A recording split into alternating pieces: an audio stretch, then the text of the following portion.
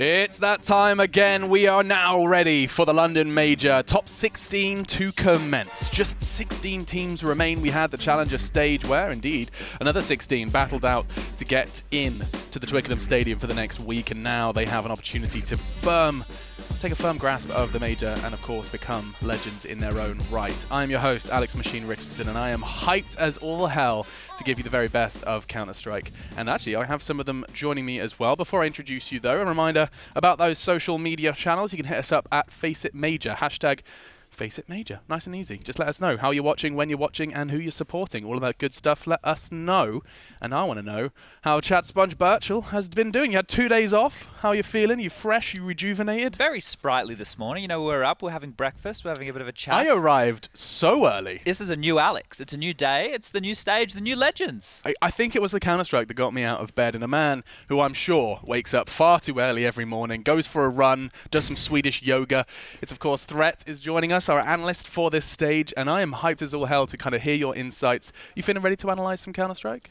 Yeah, I do. I mean, it's been a really long while since I've been at a CS event. Yeah. The last one, I think, was Pro League Odense in December last year. That was a while ago, yeah. Yeah, so I'm really excited. I can't wait to get him to dish all the dirt on NIP. Do you think we can get it out of him? I'm going to try. Yeah? We could ply it out of him. I mean, that's going to be a conversation. I'm sorry, it is going to happen in the same way that we made Chad talk about Renegades. That one's done now. Yeah, that was. You had about a year of that where we just asked for all this extra insight, and you ended up just saying the same thing over and over again, which might happen. I can't make any promises that might happen a little bit. But you ask about what on earth the Counter-Strike is, I can give you the 16 teams. We've got 8 challengers and 8 legends now. We just, of course, spent a week deciding who those challengers would be, and these are your games for today. Now look at that, breathe it all in. We start with G2 versus Hellraisers. We've got the likes of Windstrike, of course, the curveball from the last major. And I want to know, straight off the gate, Threat, which games do you think would be the exciting, hype ones to watch in your eyes? Well, obviously, I'm excited for the Mouse Sports NIP game, especially since NIP went 3-0 in the Challenger here, and also they came to the semifinals in Stockholm. So definitely Mouse Sports NIP, and I'm really excited to see how MIBR will do at this event. They did go out to Mouse Sports at Stockholm, so yeah. I was going to say Na'Vi versus Stralis. That's is the another big one. exciting one. That's a big one. Ridiculous. We get that straight out for the first day of the new stage. How many more overtimes do you think we're going to get? We had 23 overtimes last week. Oh my goodness. That was just ridiculous. Yeah. We had 14 Infernos. The next closest was Mirage with 7. It was just so much Counter-Strike. And you know what? I've seen a lot of nonsense on the internet and social media, people saying, oh, X team had an easy run. First of all, shut up. Second of all, I like it. Take a look at actually all of the routes. All of the teams, like the way that stage worked was you're going to beat the teams that aren't going to qualify, right? That's kind of how it works. And in fact, Hellraisers probably had one of the hardest routes. They had to go through some of the hardest hitters and some of the closest calls of the Challenger stage, and they're up first versus G2. That's our first game, gentlemen. Yeah, they had 4 overtimes in the Challenger stage. Crazy. Yeah. Like, it doesn't get harder than that. 4 overtimes and 1 game 16-14, so probably we'll be looking at our overtime game here. Yeah, but of course we have G2. They're going into the ring unprepared. At least that's what Smith said in a recent interview. He said, we're not quite ready, which is not the words you want to hear coming out of the player's mouth coming into the biggest event of the year. Well, when we get to the biggest event of the year and you have the best teams here, there gets a bit of pageantry and grandstanding in a way. You want to go out there, and if you're an underdog team, you want to understate where you're at. Now, these guys have only played 22 maps together since their inception. Something you need to consider, though, they've had a baptism of fire. They started with the ECS finals on LAN, and then they went straight into ESL1 Cologne. So they've played really big tournaments offline to kick off this new 5-man roster. And it's an exciting roster. For any kind of veteran Counter-Strike fan, of course, Threat, you definitely fall into that category. They have got some of the most storied names from their region all in one place at one time. Yeah, and it's going to be interesting to see if Existence and Smiths can play on a high individual level. Yes. I think that's the question on everyone's mind right now. Because there's no doubt that they have the experience, there's no doubt they have the knowledge, but often, Chad, they're criticized for not being able to keep up with what's been an evolving individual-based game. Yeah, well, Existence dropped out of favor within the French scene for some time. Obviously, he's from Belgium, but he was an in-game leader within the French source scene for many years, and he's touted as one of the better in-game leaders that we've ever had come out of Counter-Strike, just based off his tactical knowledge and his approach to the game. Now he's got some really big tools at his disposal. He's got the likes of Kenny S and Shox, and the way this makeup of this team should be set is those two are the main stars. The other three players live to set them up or exist to set them up. Yeah. And I think, if you look at Body, he's going to be hey man, I'm getting the puns out early.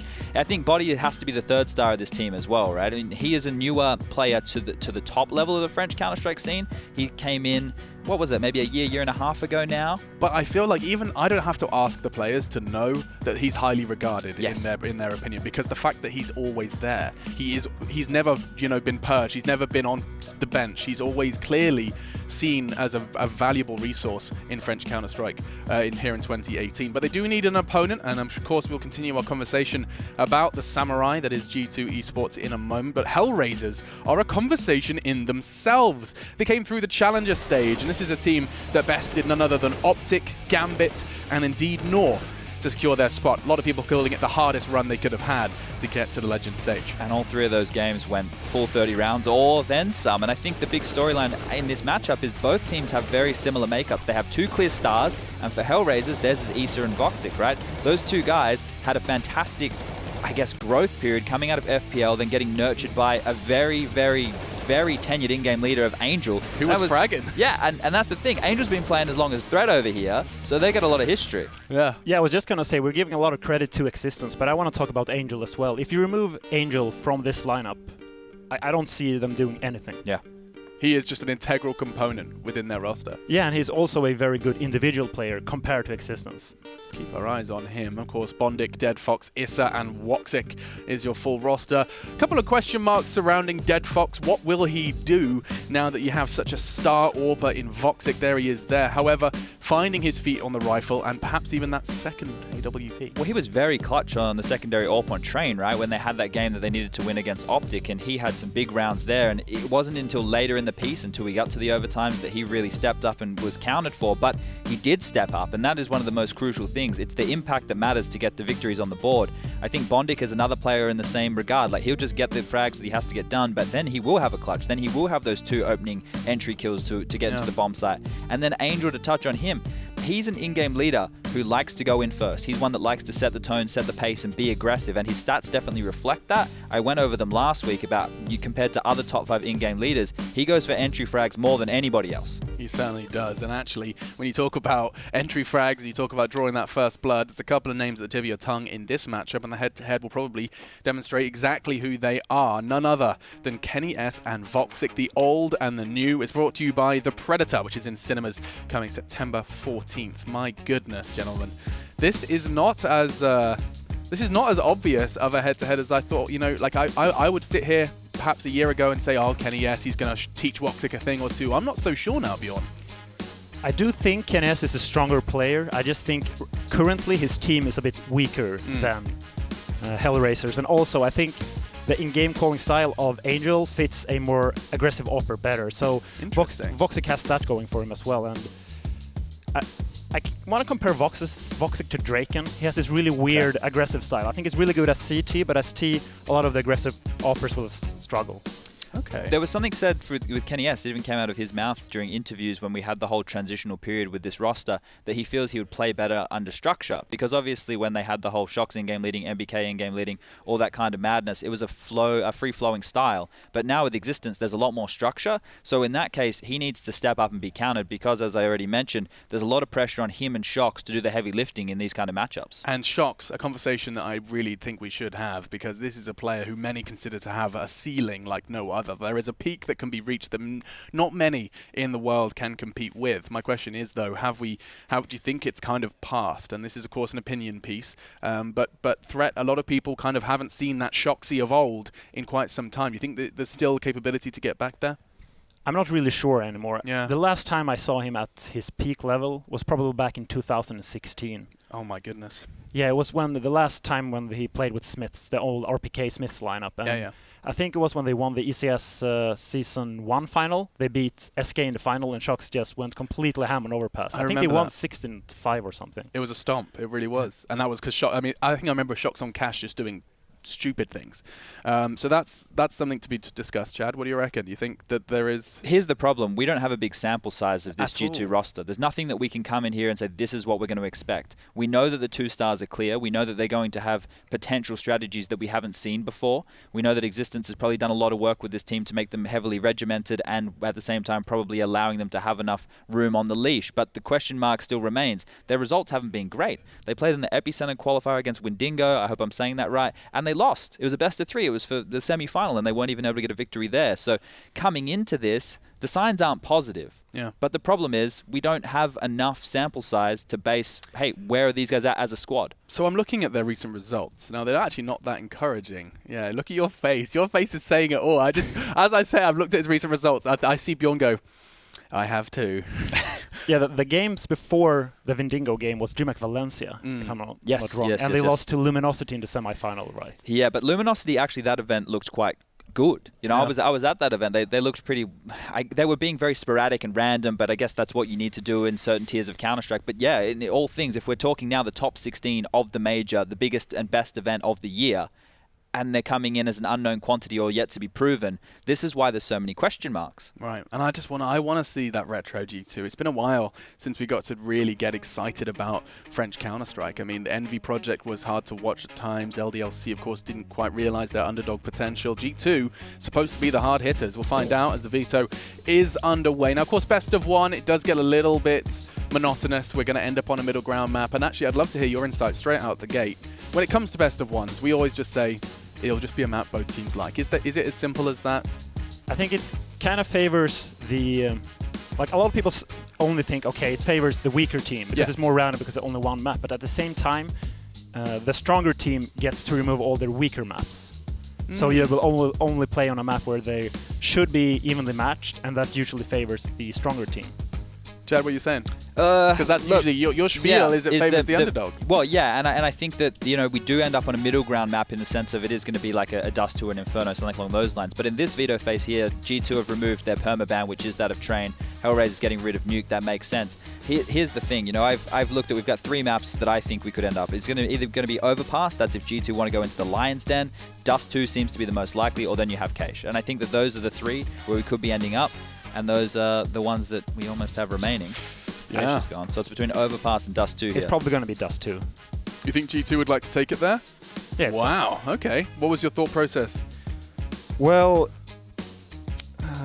it's their most played map, right? Or it's Yeah, at least one where exactly. they've had the most success on. Yeah, exactly. It's the most played map, and Hellraisers removed their best map, so it only makes sense. In this regard, when they do that, the Hellraisers get to pick the side, but on Dust 2, this is why we say middle ground map. It doesn't really matter which side you start on, right? It's one of the more even maps we have in the pool. We're looking at, you know, 8-7, 9-6 kind of halves. Traditionally, in recent Dust 2, there's been so many blowouts. We had the North absolutely destroying Astralis.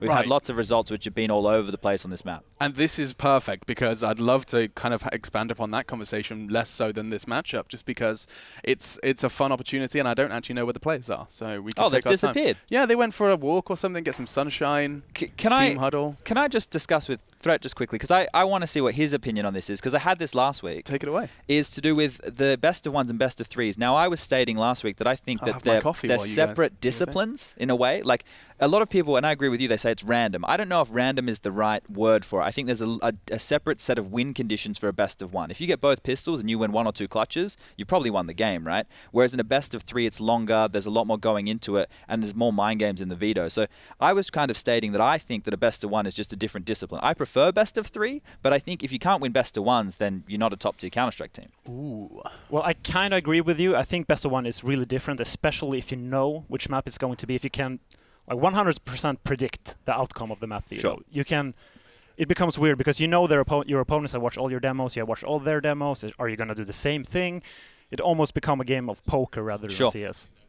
Yeah, I do notice that with the preparation level that we're looking at from a lot of these teams, last week especially, it was more have your own game plan and run into the opponent and see how that goes down. Whereas this week, maybe not with this opening matchup, maybe when we're looking at the, you know, when we get the Astralis versus Na'Vis, or as we move later down the line, we get the more top tier teams, that preparation and stuff, there are going to be more poker cards that have been played, especially through practice. Sure. Teams wouldn't, if I was, say, like an Astralis or a Na'Vi, even a FaZe, I have no reason to play anybody else I consider could take that trophy from me. I'd be playing teams lower than me and then coming in this, and that's where you pull out your pocket strats. That's where you pull out all these different bits and pieces. Whereas G2 versus Hellraisers, these guys, I think, there's not a huge amount of study they could have done on each other. Yeah. There's not a lot of maps played in the last 3 months offline, and this is where it comes that you just have to play your own game plan. It's going to be similar to last week. But, I mean, we talk about best of ones is a different practice, and best of ones does still favor the winning team. These are all points we've hit on our way here. And the winning team, let me say it again.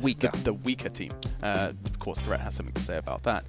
But 3 best of ones. You win 3 maps. You become a champion. You're in the champion You're in the stage. top 8. You're in the top 8 of the major. Yeah.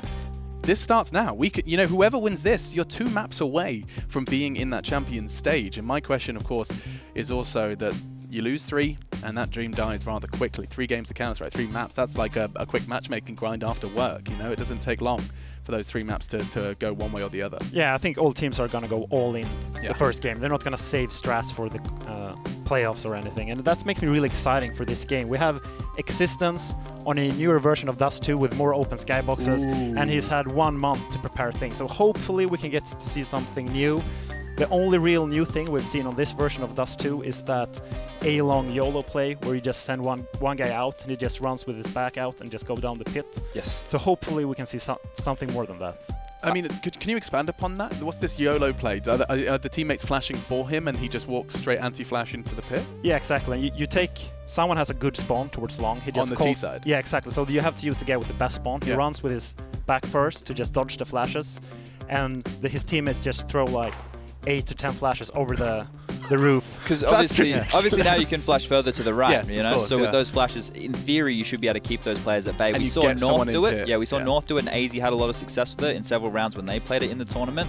So that's one option. But for me, the key for both of these teams is getting the AWPs up on the Kenny S's and the Voxics of the world, because I remember watching Hellraisers play this, and Voxic was doing a lot of damage through those doors. And this is the only map in the pool where you can lose a player within the first, 5 seconds of the round. And that is that's insanity in itself. So with 2 AWPers who are very proficient, if they're hitting those shots, if they're hitting those tags, put a lot of weakness on that B-bomb side. Okay, open forum for discussion. Do you need to take that doors fight? I always feel like either one way or the other, it just feels like an unnecessary gamble. For the CTs? I mean, as a CT, taking that fight... You don't need to take that fight. No, but as a T, you still risk losing, going 4v5 into a bomb site.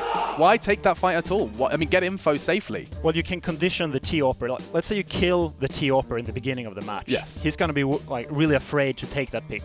So you kind of have to play mind games with him. Yeah, exactly. Otherwise, he would just dominate you and tag you every single round. He doesn't even have to worry about... you're looking down the angle, right? Yeah. And if you shoot through the door, you have to be scared that the Opera will just go out and pick you. Right. That's the thing, As soon as you fire that first shot, you want them to be scared of the Exactly. repeat. Yeah, interesting. You smirked at me when I said that, Chad. No, it's just because I think for the Ts to take that duel at the start, that's where they can obviously, first of all, find a lot of information. And you want to keep the CTs honest in the same regard.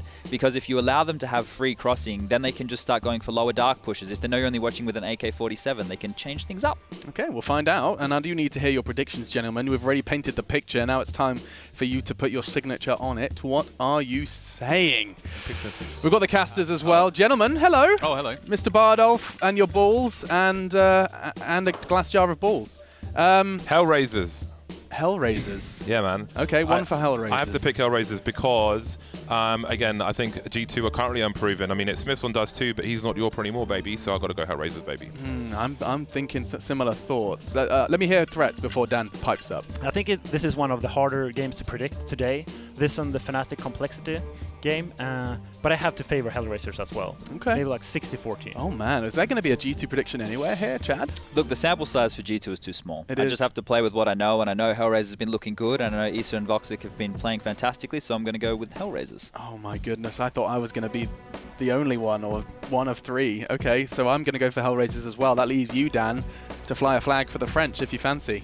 I was actually thinking yesterday when I was looking at all the matchups again, I was thinking to go for Hellraisers, but I feel like there is a world where G2 can take this, and I don't want to make it too boring, so... Okay, one for G2. There he is, the outlier. And in fact, we're going to leave it with you, gentlemen. James, Dan, take it away.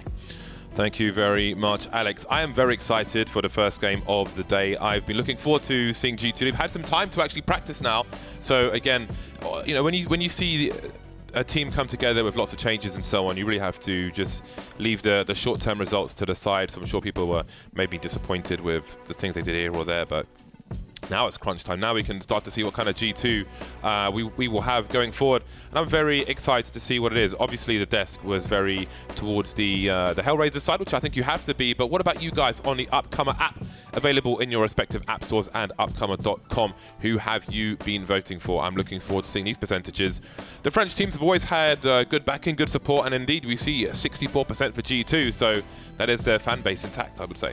Yeah, I think there's definitely a world where they can win this game. I think, like Threat said on the desk, it's a pretty open matchup, and the worrying thing for an analyst is just that lack of data. But at the same time, it's really interesting because maybe there could be, with that month of preparation that there has been for G2, quite a lot of tricks up their sleeves that they would have time to prepare that Hellraisers would not really have had time to prepare. Speaking is difficult this time in the mornings, it would seem. It's a good start.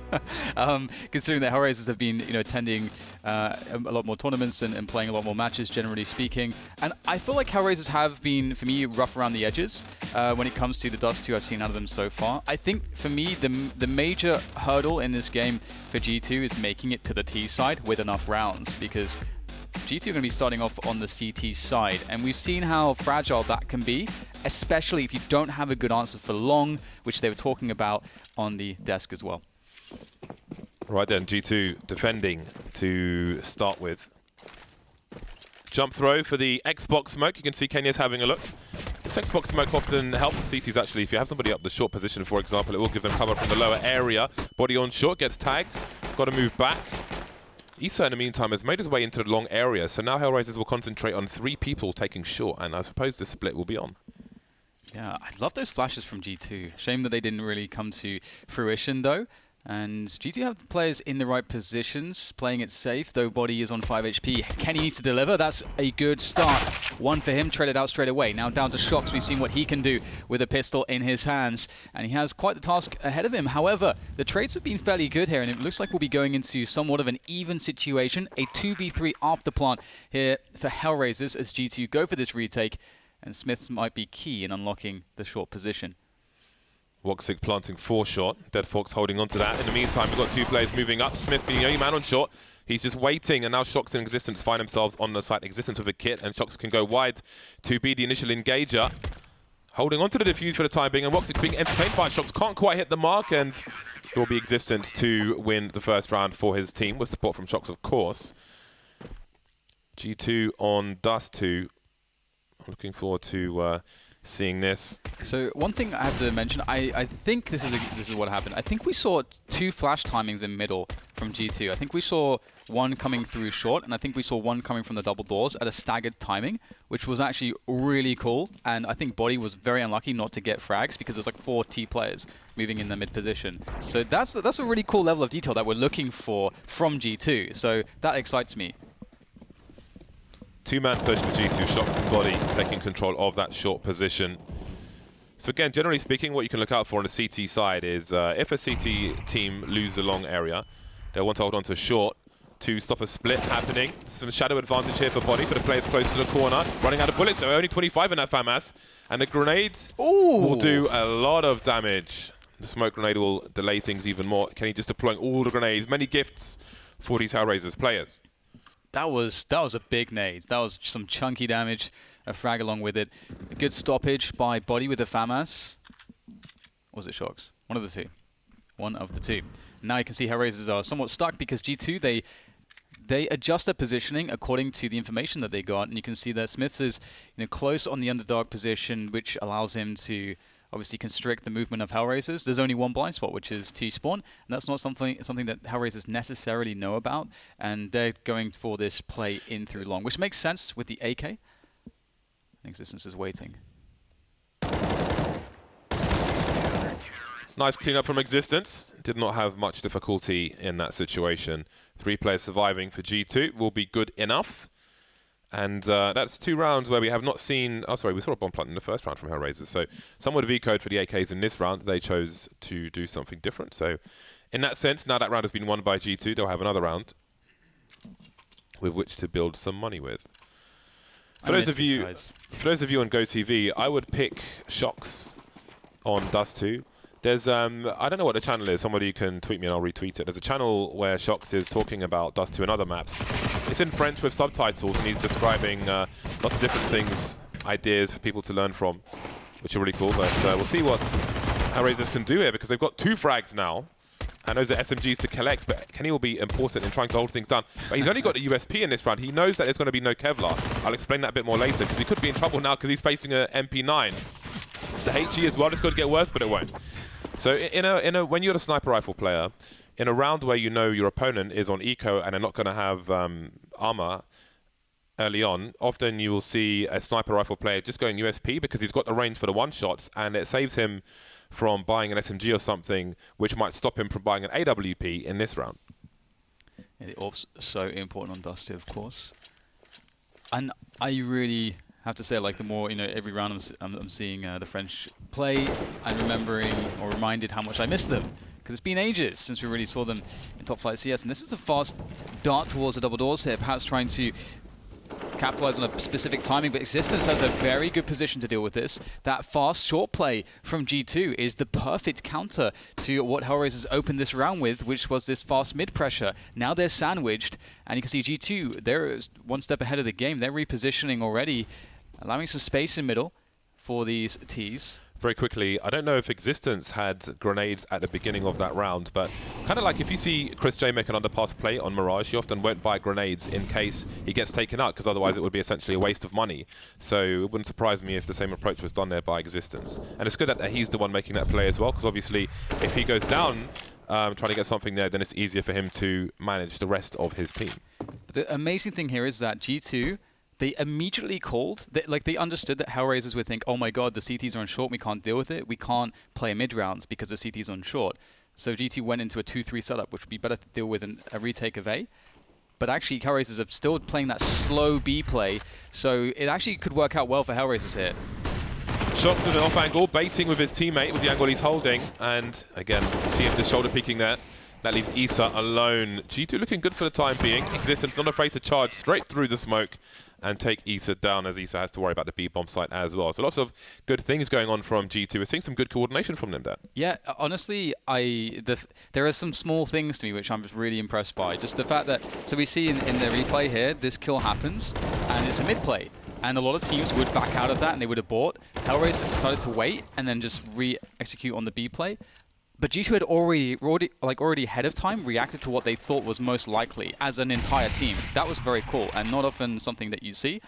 So I agree with you. It's looking very promising so far for G2, and you need that strong CT start to have a chance on Dust 2. I don't know if we are able to look at... Oh, never mind. I was going to say, I'll bring it up in the later round. It's early in T-spawn, a change in Dust 2, but it's relevant to Shox playing, but we'll explain more of it later. 4-0 for G2 at present, and we don't have all the kills in the world for Hellraisers. So the G2 money is in a great position to rise and weather future storms. Always an interesting approach, how the CTs react to certain players getting taken out. Oh, Kenny gets his bell rung, but of course, a sniper can re-peek here time and time again.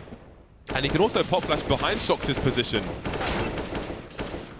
Bondic now, 48 HP. So those videos I was talking about, one of the things Shox explains is the importance of a sniper playing on the A site and how he provides flashes for somebody who's on A or in the pit, for example, as somebody who's like rotating around where the car is on long. So there's lots of great theory to learn in those videos that Shox has out on the internet. Anyway, we have Hellraisers now at maximum loss bonus. They will have all the bits and bobs, Woxic on the AWP, 4 AKs on the remainder of the team. And a new dynamic, see more equipment here, and there's the fast long take. And as described on the desk, there can be very difficult ways to set up the round, so it's impossible for the CTs. But look at this, the forward smoke on middle, just really pulling out all the stops here. Very creative stuff here from G2. Existence gets the pick as well, but now he's in a very forward position. He's been discovered. They know that long is occupied by the Ts. They can assume that pretty much every single player is there. G2 have all the information, but can they find a way to use that information to close the round? G2 basically have short thanks to Existence's push, and Smiths is just hiding outside of long. There's always a chance that Hellraisers could rotate out, so he will be a late lurker. In the meantime, Hellraisers moving forward, not quite working out though. The bomb's in an exposed position. You can see that smoke grenade is very lacking indeed. So many issues for Hellraisers at the moment. They've only got one frag in this round so far, and not only have they not won the round, but they have not done enough damage either. G2, I mean, how do you, in a best of one, how do you react to these plays? Why is Existence in T-Spawn? So again, this is one of those amazing things when you have a team that's been able to prepare and spend all their time focusing on this tournament, because we are seeing just an incredible level of just awesome calls, awesome strats, awesome tactics. They're put together really well, clearly drilled to perfection, and there is method behind them as well. It's not just, you know, some random fancy stuff. And I don't think Hellraisers I think Hellraisers are playing a different pace to G2 right now. I think G2 are on another level from that perspective. So Hellraisers need to figure out, okay, how can we take initiative away from G2? Because it feels like every round G2 takes the initiative, and I love that. Ooh, a change from G2, an opportunist change. Woxic had an AWP in the previous buy round. Now Smiths has an AWP. Are we going to see the old familiar from Smiths? Let's not forget. I think it was before I don't remember, I think it was before the nerf to the AWP movement, where Smiths was such a savage in those double doors. Now he'll have an off angle, looking towards the tunnels, but moving around. It's a shame you can't jump on double stack anymore, but anyway, we've got a charge into the B bomb site. Existence gets one frag, Smiths has a look. Can't go too far in just yet. Pop flash to try and watch the cross, almost, but not quite. In the meantime, teammates continue to rotate. Shock's looking for a flank, and Kenny's going to join him. Body, I suppose, will go towards the double doors, the B doors, rather. Or perhaps not. He's just looking for a flank at the moment, so Smith's outside the window, keeping the T's honest. Yeah, not many days here for the T's to defend with. It's going to have to come down to those headshots. Angel with a very nice position.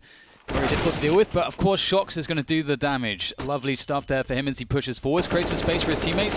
Smith's trying to get a look in with that AWP. Does get a tag onto Dead Fox, but perhaps he needed a frag, but Shocks will finish it off now as they push forwards. Great defense from Bondik and Woxic. Kenny is now trying as he may. He can't do it. Goes down to the last man though. It's a pretty good attempt, all things considered.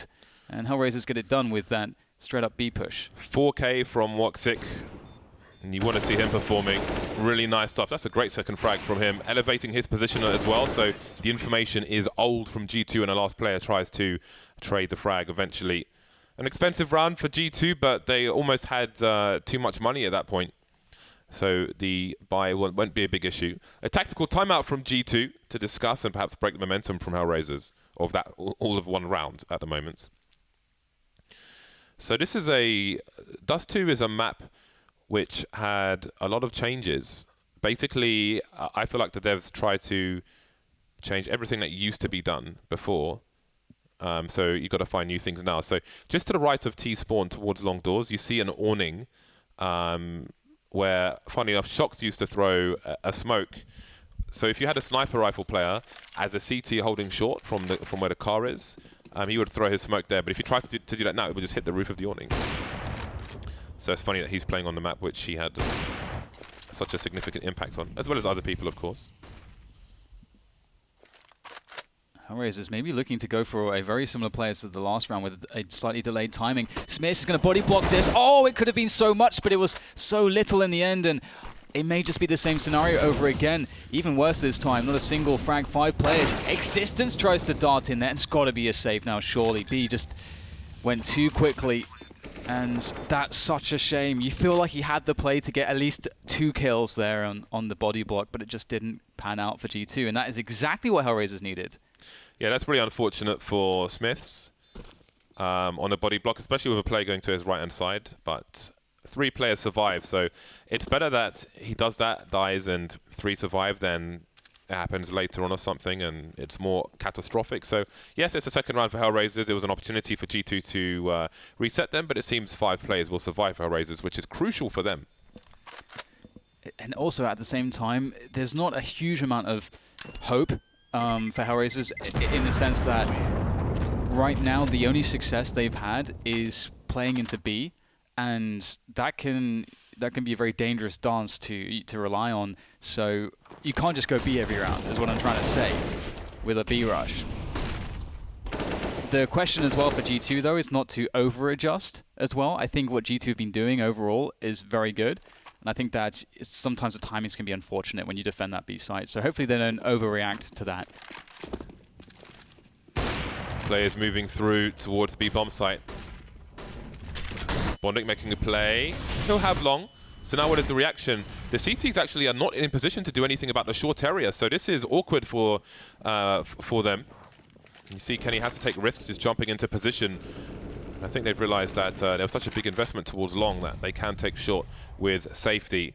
3 players now towards long for Hellraisers. And Moxstick is still looking in for a rotation down mid, holding the bomb, which Angel maybe will collect. Just keeping an eye on things for now, seeing if there's a reaction from G2. So the brazen plays of G2 from previous rounds may kill more time for Hellraisers, where you've seen Smiths making his way through B tunnels, where you've seen Existence top mid. Now it seems that Hellraisers fear this. Oh, this round's Angel caught Smiths. Smiths went for an immediate rotation. I think they feared that A-rush, and he got caught straight away. And that's going to make things more difficult here for G2 for sure. They are just waiting now. Incoming are the T players. Hellraisers pushing that A-bomb site. Oh, Shocks with an elevated position there on the side around the smoke. Can he find some dodgy angles here to play off of? Yes, he can. Kenius also whittling down the numbers. More and more T players here for Hellraisers falling. And Shocks is just still standing tall on this smoke. Kenius will finally die, but that's the bomb down on the ground. Woxic has to clutch against 3. This has worked out very well for G2. How does he get the 1 versus 1s? He's trying to thin the numbers. Now he's unscoped. He's got to go fast, but Existence will have an advantage because he's further away from the smoke. And there is the reset that G2 are looking for.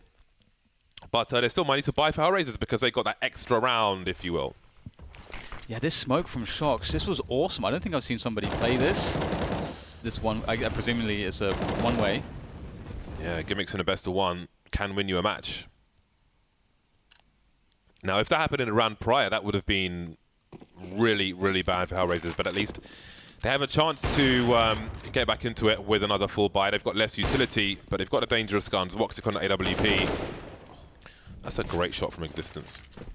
That kind of busts Hellraisers a bit in their early timings as well, because they were, you can see they were firing down mid with the AWP and providing covering fire, which created a very fast rush timing on short, but Existence just pops the first player, so then you don't have the surprise element anymore. Ooh, that's a big frag though. That's a good way to try to make good of it, and that creates a lot of pressure. And you can see how G2 are split 2 and 2 on either bomb side, and they're trying to go aggressive here to try to take initiative back, and it's not going to work. Existence now may do the same play. Yeah, he's going straight into B tunnel. Very unlikely, unless you're going towards B, to expect a second player to do the same. But G2 are losing numbers all over the place, and well, they do have another buy in the bank, but with only 2 players left, they may have to save. There's 1 more picked off. Okay, that's changing very quickly indeed. All of a sudden, it's a 1 versus 1. Very dynamic stuff going on. It's pretty fun to watch how G2 here are not afraid to just go for the pushes again and again. Now Woxic, he is in such a strong position, and the quality of player Woxic is, it's hard to see him not able to close this round out. The bomb planted favorably with the AWP in hand all the way along against the AK-47. Existence needs a hell of a shot to make this one a reality, and he's not going to be able to even pull the trigger. Lovely finish from Woxic. Woxic has taken delivery of a new mouse. So the mouse loaned by FACEIT will be going back to FACEIT Towers. Be good for him. Always great to see Woxic delivering. Hellraisers on the comeback now. Again, only Smiths is short. He's got $2,000. Everybody else has cash to buy. So perhaps he has dropped a FAMAS. They are a French team after all, for the most part. And it's quite interesting too, if you can see you can see the rounds won there. Only 2 rounds where the round was won or lost via defuse or detonation. So there's Hellraisers. There were a lot of the rounds that are ending before they can get a bomb down, which is I think interesting. And the times in which Hellraisers have found most success is the B rushes. All the other rounds have been close, or they just get shut down before they can get to the A site, which is pretty interesting. G2 having so much success there. And into a new round. Hellraisers really need to turn this one on its head. Only 3 rounds at the moment. They'll go with a long take to start things off, and G2 have completely voided long at the beginning of the round. Yes, they have. So Smith indeed will be on the FAMAS. Shox is waiting for a flash on a short position, but the whole Hellraisers team are in long, and I would imagine they'll be here for a while, as we're often seeing when a T side takes long with most of the numbers. Hellraisers with no map control elsewhere. In previous rounds, they did look for rotations and so on early on, maybe expecting less of that, but will they just concentrate on the long position? And if so, how will their approach towards short B? How will they take these duels once they start to go up the elevator? The first smoke is down. They're waiting for the counter grenades and plays from G2. Maybe for an opening. Is Body going to give it to them? They know Woxic is out there somewhere with an AWP. Up on the new and improved platform at the end of long. Shox is out of position to play that smoke trick again. Body's the one on the site with Kenny instead. Shox is on short. It's very difficult to stop this. They're cut off. There's a buffer of smokes between the Ts and the CTs. Looks like Body wants to break that. Existence will charge through as well. Oh my goodness! Angel had no idea. There's no cover from the back lines. Existence and Kenny S just laying into them. How on earth did that timing happen? Yo, Existence is fragging today. 11 kills for him so far. It's great to see. Yeah. I don't think I'm mistaken in saying that he was a sniper in Source. Yes, he was. Which yeah. I really would love to see him pick up an AWP. Not on occasion, because that doesn't really count, but, you know, just out of interest. But here we are. He is fragging today. That was really interesting. I have to say, it's unlucky for Hellraisers because of the smokes on the site. There was a great Molotov to land on the boxes to stop somebody from standing right behind them. And you could see it landed perfectly, but it was too close to the smoke. But that's definitely one to pick up from the demo. Hellraisers back on pistols now. 5 Desert Eagles. They've got the Butcher by. They're looking for the meat shots. We'll see if they can get any. In the meantime, there is absolutely damage to be done to the G2 esports economy. Almost a G Sports.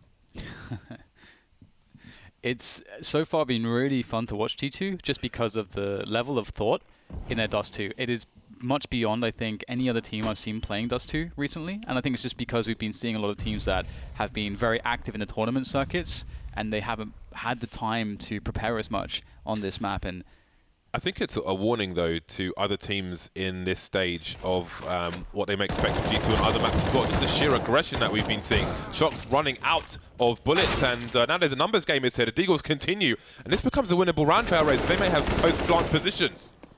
Yeah, this is a big problem. Body is far away, and those Deagles are very dangerous. Dead Fox has picked up an AWP, and Dead Fox is just incredible. He's just one of these standout players the last couple of weeks for me, which has impressed time and again. And he's got that AWP and playing it post-plant on the A side. I don't know if G2 can retake this round. It's going to be very difficult indeed. It will take down Angel, but it does fall down to if Bonnet can just get at least one frag, just lighten the load for Dead Fox. And he can't do it. So now Dead Fox in on the clutch. 1 versus 3. Players on both sides. There's one good connection. 2 more to go. And Body is fast with the headshot. Body waited for a very long time to get to his teammates. And there's just enough time here for Existence to cut the wires, and that will be another round for G2. But it was expensive, and they don't have the most money in the world. But this is a very strong CT side, James. We haven't seen too many dominant CT sides in the limited Dust 2s we've seen so far. 9-3, tactical timeout from Hellraisers. 3 rounds from this half so far. Running out of opportunities. As you can see, there will be a force by Bondic on a Galil and a few bits and bobs. What will Dead Fox have to offer us? Some hand slaps from the team. So proud, so happy to get to this stage of the major. The future is theirs to write. So let's see how this continues. Shox on an AK-47. You do love to see that. Yeah. It's so cool too because it's just when you see the French players like just how they fight and shoot, it's a different breed. I have to say, especially kind of the tapping that we see from Shox. You just don't see it as much these days, so it's very fun to watch. And Hellraisers perhaps for that going for that B split, just straight B split. But the positioning of G2, they are very susceptible to losing around to a B split. Unless Shox can do something from CT spawn as he's moving there, this could be the difference. Oh, can he find something with the spray? While the Tracers will give up his position, and Existence is caught out of position as well. This is not a good look for G2. That was unfortunately poorly timed for them. Smith's trying to do what he can, but that will be the round for Hellraisers, and that is so needed for the squad. 3 rounds just isn't enough in any half of Counter-Strike at this point. But they look good for round number 4, and the money's going to be in the bin for G2, but perhaps with Kenny on AWP, something can be done. Trying to save. As he jumps away, Angel will have those sound cues, but the AK won't be enough. Body will take him out, so perhaps this AWP can be saved after all.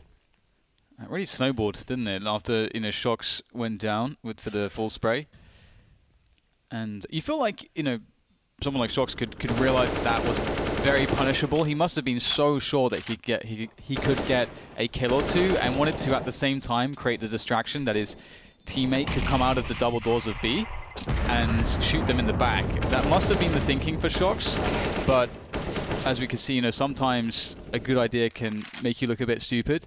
If it doesn't go your way. And, well, Hellraisers, they get to 4 rounds, making this match more competitive. Nice play. The Tracers are scary these days. Every 3rd bullet, starting with the 1st, will send a Tracer from most guns. Something to be aware of. Angel quickly towards the top mid position, smokes on the Xbox area, and there's a short play once again. Who's going to hear who first? Angel is underneath the box. I don't think he's aware of the short play. In the meantime, Smiths will be taking out another early frag towards B. Angel's got 1 frag in him, but there are no CTs now in the B bomb site. Shox and Kenyes rotating through mid, and they've kept it competitive. Yeah, it's an interesting one. There's 2 rounds left. I don't know. This is a marginal situation for G2. I'm not sure how their money is, if it's going to support. Yeah, I think saving really is maybe the sure thing for G2. Of course, just if someone pushes, they can get a kill and then maybe try to go for it. But surely they don't just try to shove all in here. They need this AWP into the next rounds, and they can't afford it otherwise. They're trying a late one, waiting for an exit, perhaps. Oh, how does he still get a frag out of that, Kenny? Wow. Well, they will lose everything after all. I do wonder if they were banking on most of the players going towards B tunnels, being afraid of Kenny, but it seems that Hellraiser's no scare, baby. That's actually really smart because they almost killed everyone, and exiting that way. And as you say, if they did go tunnels and they go a bit too soon, well, they can realize that with the sound cues, and also, if it's not happening, they can always just escape to safety. I suppose it was a calculated risk, especially considering they had 9 rounds on the board, and Smiths, that is, he's not had a good few rounds of late, and that is not quite the cherry on the ice cream. The MP9 so may get work done here for G2. We've got 3 players remaining for Hellraisers. They still have control of the bomb. Existence and Shox running rampant around the mid area, and they see that there's no pressing concern there, but they're not really aware of what's going on towards long. Kenny S is on A having a look down there, but he does not have a sniper rifle, and Woxic is still lurking with 1. Yeah, the surprise attack. Not much of a surprise with the smoke in mid, but it's worked out wonderfully for the French. Shox gets caught there. That's going to cue Existence to go in. Oh, the timing is fantastic. Finds an instant headshot. AK collected. That's pressure on the flank. And you can see Hellraisers are putting their attention to it now. They don't want to get caught off guard, but can they finish Existence off? He was backing off in an intelligent manner, but it won't be enough. Bondik will catch him. Body now looking as well for a head, and he'll find it as well as the bomb, leaving Woxic alone. 40 seconds, trying to cover the bomb with smoke. That will buy him a lot of time. There's no way that Body can really stop him picking up the bomb, or can he even get to it? Does he? Yep, he grab it there. Imagine if it fell off the ledge. Woxic's in such a hard spot here. How does he get out? He's trapped! And Body will not allow him to leave. And that's a 10-5 scoreline for G2 on the CT side. That is a great way to start off your Dust 2. Yeah, and speaking of starting off Dust 2, it was a great start for G2 with the aggressive plays that really put Hellraisers on their back foot. Gave them a fantastic start, 5-0 start, but also put the fear into Hellraisers as well, where they're looking from T-spawn for people pushing B and so on. So that most certainly helped going forward. But what do they have to offer us on the T side now? The brain of existence is at play, so you know it might be something special, especially with how that CT side looked. And I think a lot of us have just been waiting for existence to come back to top flight Counter-Strike. It felt almost inevitable, or at least you hoped it was. And here he is, and he's fragging as well, which is great to see. Yep, and also for me, seeing Shox not as an IGL. I think for me, the last couple of years, it's always been an asterisk next to Shox, because I'm thinking, I know he can just do so much more. Just let him be free, like Forest, for example, from NIP. And as we start off the pistol here, we'll see the cross Xbox smoke and some trades as they make their way, G2, to that B or A bomb site. And awaiting them is Bondik with the USP. And he's been spotted and flashed. Can they gain some ground here? Maybe not. The pop's coming in. Angel holds his ground. The bomb so close to falling over the edge as well. Shox trying to see what he can do. Doesn't have all the range in the world of a Glock, and you can see he wants to pick up the AWP, the USP. But it won't last very long. That is the 4th kill for Angel, and Issa will finish off the job. So that is exactly the start that Hellraisers wanted. Now we have the opportunity for a close game of Dust 2. If you're carrying the bomb on short, you have to make sure that you're not close to the rim, because as you can see, the bomb flies up and forward. So if you're too close to the edge and you get frags, then you may lose the entire round for your team if the bomb goes into CT spawn. Great one taps from Angel, by the way. But do we see the short play, the common short play? They actually left money in the. They left some money. They didn't. This is not a full force buy from G2. They did not spend everything. That is very interesting. That is very rare to see that. I wonder what they have in plan. Obviously, this round they're getting decimated. And it looks like they're just trying to find picks here. They've got Deagles. There is a smoke and a flash in existence, so you have to wonder exactly what the purpose of that was. Maybe there is still a purpose that can be found for it. Smith's the only player, I believe, spending everything. That reminds me, actually, I don't know how many years ago it was, Dan, when we saw an eco round from Existence. That's a nice Woxic. We saw an eco round from an Existence team on Mirage, where there was some utility used towards B. It's so far away that I can't even remember, but I always talked about it for ages, and I only saw it once. So maybe we'll see it again. Some of the older viewers will remember that, how ridiculous that was. Question of damage now for Existence, but he will be the recipient after that 1 kill. So a pretty good round from Hellraisers, as far as they are concerned. Now let's see if G2 have anything funky to offer in this round. Kenny's got 34.50 in the bank, so you know the AWP is coming in the next round. Is that all he needs to see is to go for a headshot? He literally adjusted to shoot the guy in the face, and he saw like an elbow and a knee. I'm just trying to like work out why they specifically left themselves with this amount of money, because they could have spent a bit more last round still had the full buy next round, I think. So I'm just curious how it's, what the plan is. It's just like you usually just see everyone spend everything except the AWPer. That tends to be what you do in that previous round. Well, I suppose they felt like they spent enough. Well, yes, that's the thing. Like you always wonder with everything. You have to analyze every single decision, don't you? Especially when it's a team like G2, because that's just how Existence is. So that's an exciting prospect. Whenever I see something different and it's from G2, I'm excited because I'm thinking, okay, what's the thinking behind this? Yeah. These people are brain engaged. Yeah. Hellraisers don't have a lot of info as to where the G2 players might be just yet, but you don't need to give Woxic too many opportunities because he is tagging these people like he's on Facebook. Issa's there for the rifle support as well. Always nice to see rifle support from... What? Okay. Okay, they are heavily tagged, these T players, but there is damage to be done. They've done almost pretty much $10,000 of damage so far. Bondik with a nice off angle round the boxes, and that Molotov will hurt. Continuing to rotate, and now they've got a 2 versus 1 with Dead Fox. They can try and use these numbers. Dead Fox has to be really careful. You can see him conserving the bullets, gets his bell rung, but he will just about finish it off. Nice upgrade for him, which reduces the damage done by G2. And here we are, 10-8 as Kenny S and Woxic both by AWPs. This gonna be good. Yeah, and I think it seems like G2 have perfect money pretty much for max grenades. And, well, they're missing some Molotovs here or there, which Shox could buy more. Shox could afford more nades, unless the money is being read wrong to me on the scoreboard here, but East has been legged.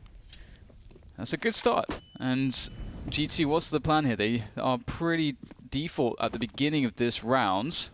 Just taking dark control, longhouse, slowly building into middle with a delay. It's very standard stuff. So this could be them just setting the precedent now. This is what our defaults are going to be looking like. And there's lots of ways to branch out of this. B split, A split. You can set up all kinds of different plays from this. They're also waiting to see if there's any pushes from Hellraisers. You know, we have Body putting a watchful eye on dark pushes. G2 at the same time pressuring towards the A side. And they can see the trajectory of grenades, and they can understand positioning of the CTs. And there's a big challenge in long. Actually, they traded out. This is a good look here for G2. Woxic flashed twice from long. Does he continue to pursue? There is, well, he doesn't know what exactly is going on there. And he's not going to peek the corner. But Angel's moving forward towards long. Is this a distraction? We've got Body throwing grenades into B from the tunnel in the meantime. He's throwing the lurk smoke. Now you can't even jump up to double stack from behind that smoke. So you've got to be really careful. Obviously you can burst through it as well. You can get pop flashes into the middle of that smoke. So that's scary, but it's not pulling people towards B. Oh, Body, he missed the jump up, and so he started shooting when he was in the air. That could have been a frag. G2 have been suggesting they were going A the whole time, always thinking to go B, and now they've been spotted out. Issa with a beautiful position, catching them through CT, and now it's just going to be on Body trying to make the frags here, but the bomb is lost in middle, and Shox is 1 HP, and there's surely nothing he can do from this point forwards. 5 seconds as well, so there's no time. But that was such a good round otherwise from G2. They really pulled rotation to A, and they were working really hard on that, and then they wanted to do a fast B hit, and Body misses the first shots, then they get shut down in middle because the alarm bells are ringing. Great stuff from Issa. I wondered if Kenny thought it was random shot through the smoke. I don't think either of them actually saw Issa in his position. And I do wonder if he's feeling the pressure. Obviously, it's his first major, essentially, and we saw how much it meant to him to get to this stage. And now he's playing against some really big names. But he seems to be delivering for the moment. He is actually just behind Shox. Shox 21 frags, leading the server. Issa in second place with 17.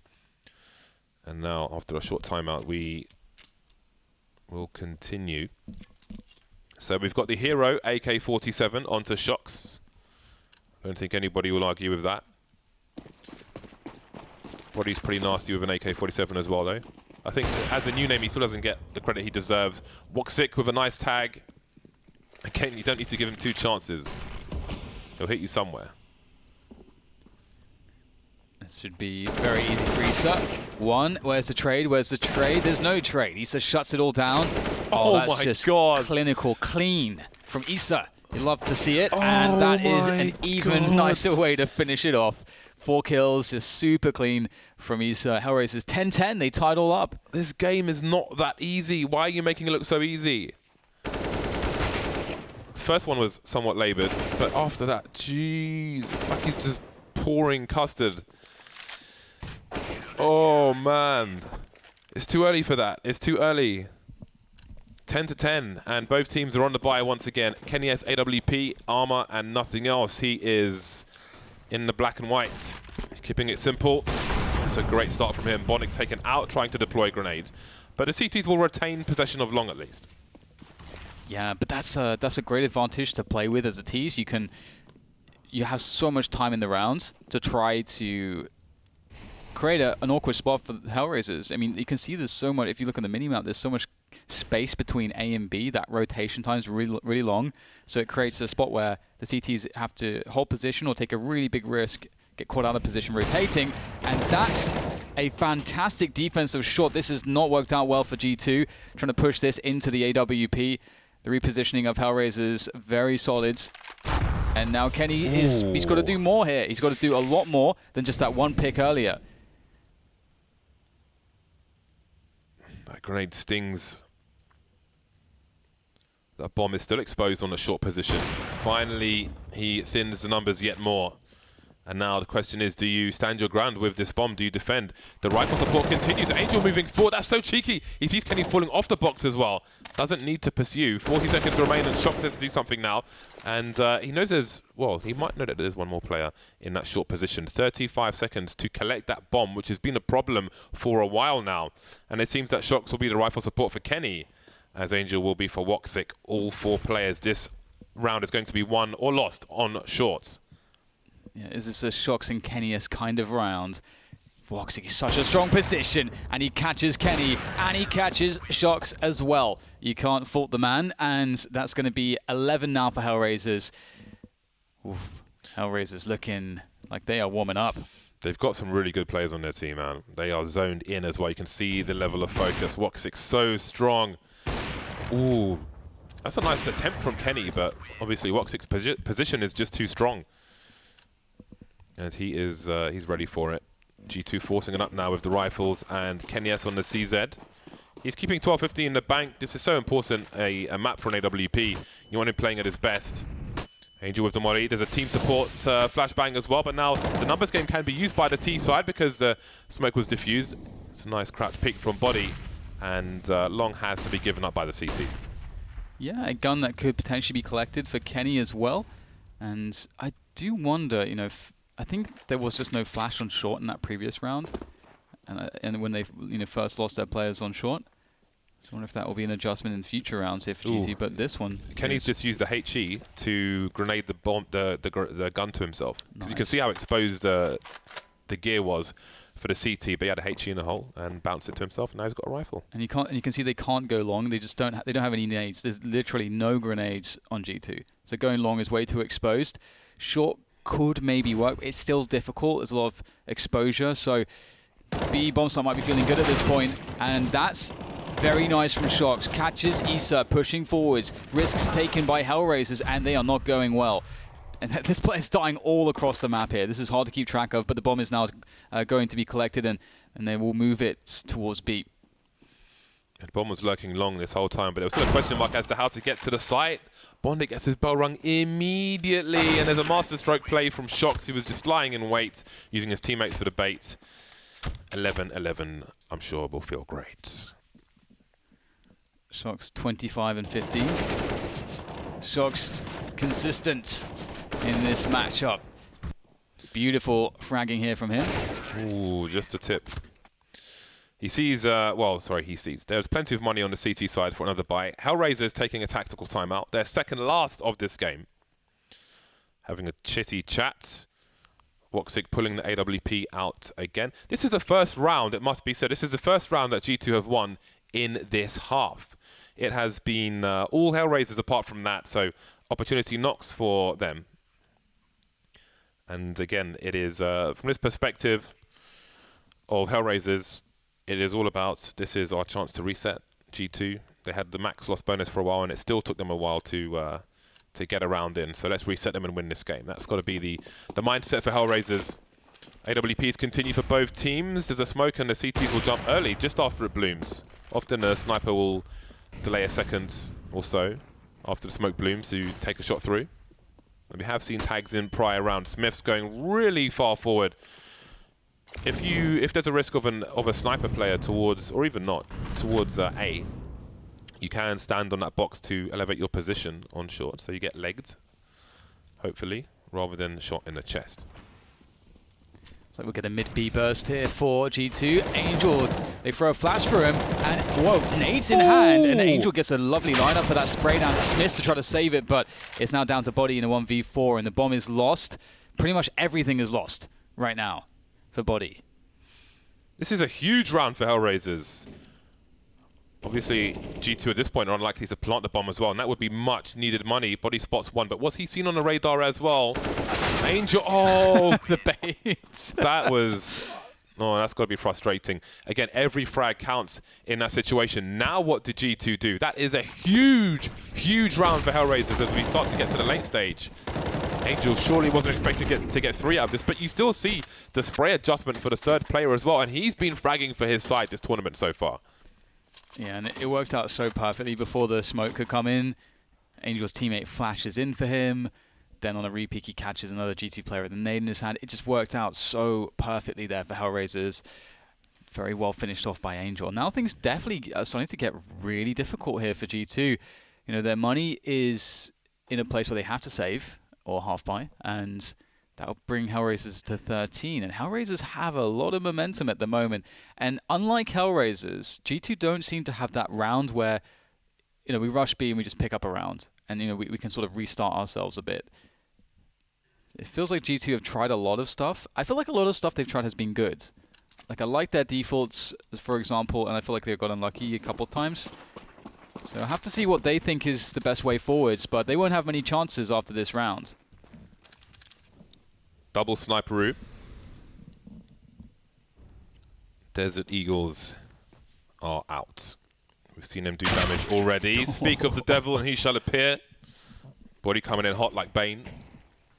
Shox, in the meantime, has cleared out the long position. He hasn't quite peeked towards the site just yet. He doesn't know if Kara is safe, but this is something to bear in mind as we watch the rest of G2 move around the map. Now, Woxic's playing the alternative angle. He gets baited, but Issa is there. Again, Hellraisers have been great with the rifle support round after round for the sniper rifle player. The Molotov perfectly timed, and a lot of danger has been taken away, but Shox finally gets a pick off. He's moved up towards the A site, but a bomb needs to cross. They've heard the deagles being fired. How does Body get the bomb to a safe place? There's even a CT on short, and I think they know that the bomb is here. Look at the angles that Issa is holding. He knows Shox is on 8, so we will start moving his position, but they know that Shox and the bomb are in 2 separate places. Body's got to be careful. They're essentially double peeking there, and now Shox has to move forward. Hasn't picked up a gun just yet. 1 versus 3. You never quite know. No Kevlar as well. Life is difficult. And they're surely watching. Issa's surely watching the smoke here. Every edge of it, indeed. Issa's been fantastic for Hellraisers so far. He is actually top fragging for them, and he is closing in on Shox. He's at 25, Shox on 26 kills at the moment. But it's 13 rounds for Hellraisers now and 11 for G2. If G2 are not to pick up this round, life starts to get very, very difficult for them, and well, best not think about it if you're on their side. Let's see if they can scrap something together here. Kenny S on the AWP again, looking for the cross shot, and he won't get a connection. Looks like he was going to get 2. That would be something, but it was nothing. Bondic and Angel have securely taken long on this occasion. Shox will be outside long for the time being, while his teammates move around the map. Kenny has the bomb in tow, holding angles in case somebody peeks from B slope. But Hellraisers are not that way inclined for the moment. Angel in CT spawn, as one can see. And Woxic will be on long. Bondic left in the pit. So Woxic has 1 flashbang. Now with Bondic in the pit, if he gets action later on, he can just call for that flash.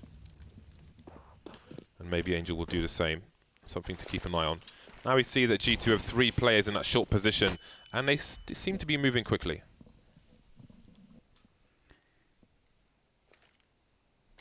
Resistance with some harassment here. So that Molotov's really important as well, just to figure out what the setup could look like for Hellraisers. Because if you get information as to how the CTs are set up, it tells you as a tease what is the most effective round to play, A split or B split, typically. In this kind of a setup, where now Hellraisers have Angel in CT spawn, the B split gets weaker, as Angel can provide support and crossfires, even through smoke, and he gets the spot as well. Hellraisers in trouble now that he gets picked off. My God, Kenny won't stop, and this push is coming in hot and fast. Caught completely out of position. Issa doing huge work though. Does he see the player coming from the window? He's got a great angle. Oh my God, that's a nasty tap from him. But now he's compromised. Surely he's compromised. Going for the 1 taps on Shox as well, but he's left at a 1 versus 2. It could have been much worse than that. Bondic alone. Do they know where he's coming from? There's a gap in that smoke. But no one's going to give it up. How does he get the 1 versus 1? Kenny looking towards the tunnel position. He's exposed. Shox will have to do the door and the balcony at the same time. He sees him. I think he's heard Kenny, but he won't be able to do anything else. There is the round for G2. They keep it close and expensive for the CT side, who have 3 players who can fall by in this round. Yeah, that play from Issa was so cool. See Kenny doing a lot. Wow, what on earth was that second kill? Kenny with a hell of a round. I mean, I guess you needed to have someone go off like that against what Issa was bringing to the table. Again, Issa just really performing here. Another player on Hellraisers that just makes you think, wow, Hellraisers is... They're going places. I've got to say, when you see him playing like that in such a high-pressure situation, when he has no cover, no help, no flashbang support, he has players coming from tunnel and from the window at the same time. He's got multiple in the window, and he still goes for taps like that. That is a player where you have to wonder where his ceiling is, because it's nowhere near where he's playing now. That player has a lot more to offer us. That looked absolutely nasty, and I can't wait to see more from him. Yeah, Hellraisers are definitely perhaps the most exciting sort of new look team in from out of the CIS region. I got to say, really exciting indeed.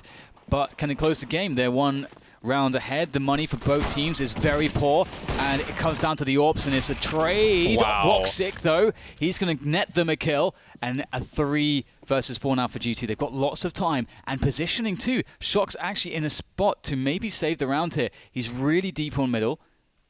He's looking for someone to rotate. There's no one rotating just yet. Hellraiser still holding around that long position with 2 players, expecting maybe a re-execution, but it's not going to come. Body doesn't really have support at the moment. He's carrying the bomb. He can't necessarily drop the bomb because that would concede his position. So what does he do? What is the play forward?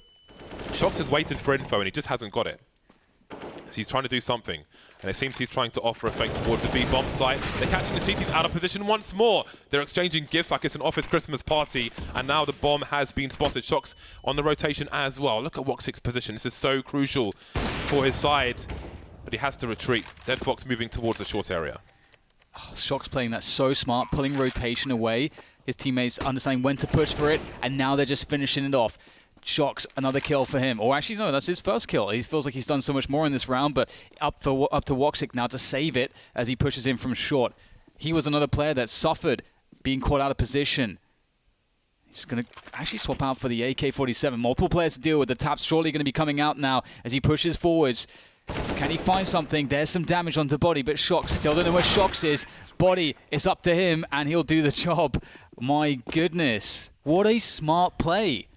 Shox really threatening that. They were so convinced it was going to be B. Caught on the rotation. Beautiful from G2. Look at that adjustment from Woxic as well, the jumping player. Man, even at the end, watching his aim here, sorry, that's Body, but when Woxic comes up the short position, like, just watching his aim is almost like a 1.6 aimbot, but it's really awesome to watch. I wish my aim was that good. And then some. $2,000. Wow, this G2 have broken the CT money at the most crucial point of the game. They've put themselves in a very winning position now. Yeah, it's crazy, isn't it? You couldn't cut it at a finer timing. Let's see, though, if there's any shenanigans to be had here for Hellraisers with the USPs. You never know. Smith is actually the most forward player and also the player with the bomb, too, at the moment, but it's fine. It's in the lower dark position, so it's not too exposed. What are we going to see here from G2? Just getting some information. Shox is walking along, so he's the most forward player now for his team in enemy territory, and he's getting a lot of information here. A lot of information. And he could even just close the round down, because obviously if he spots a couple players and he frags them, then, well, it's a 5v3 and his teammates, oh, hello. Giving Issa a taste of his own medicine. And that's the A-bomb site that he's got now. His teammates can rally to this position and they can plant the bomb, and it's basically over for Hellraisers in this round as expected. Now it's just about watching Shox shooting people in the face.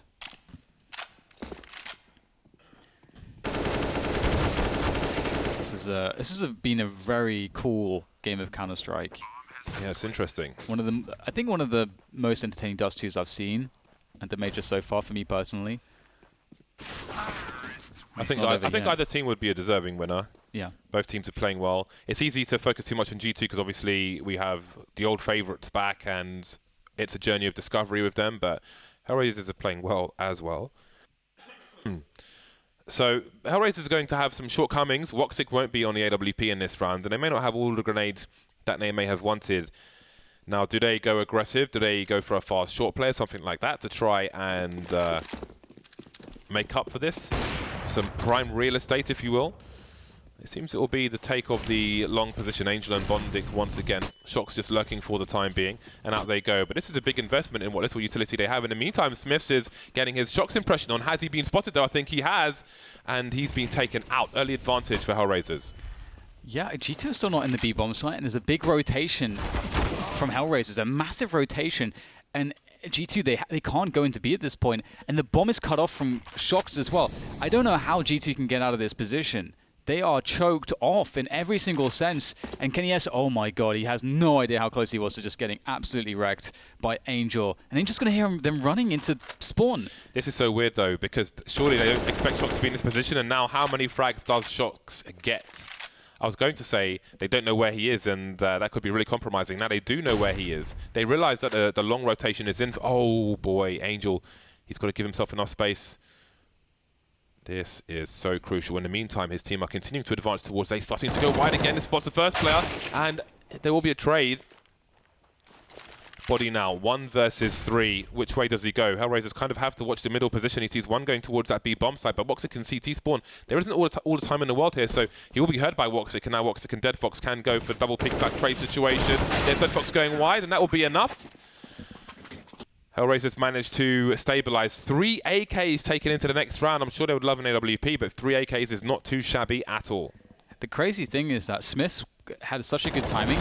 You can see, you know, Smith's getting taken down by Issa here, and you feel like if G2 had just really committed hard for that play and just all in with it, that they would have won that round. But you can never know, and they gave themselves another way out by having Shox lurking on the map, and you can see that it almost worked out.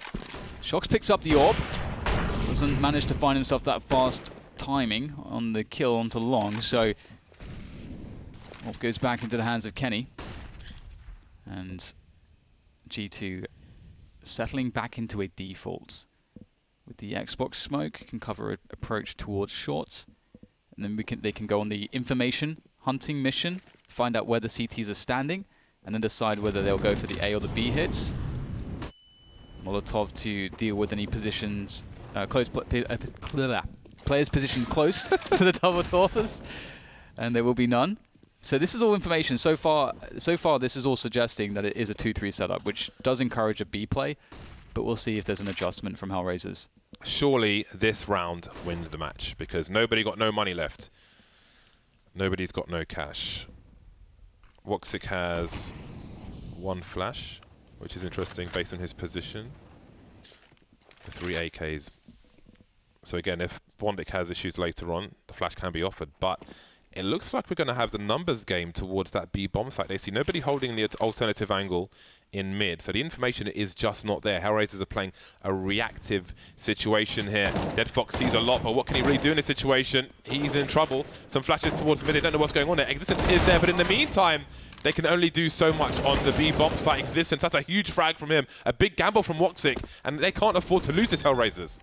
Yeah, this is a really well-executed B split for multiple reasons, and as you say, you know, this is a horribly difficult decision for Hellraisers on Bondic and Angel's part, because do they go for this? There's no money in the hole. You're in a 2v3. You have 1 flashbang.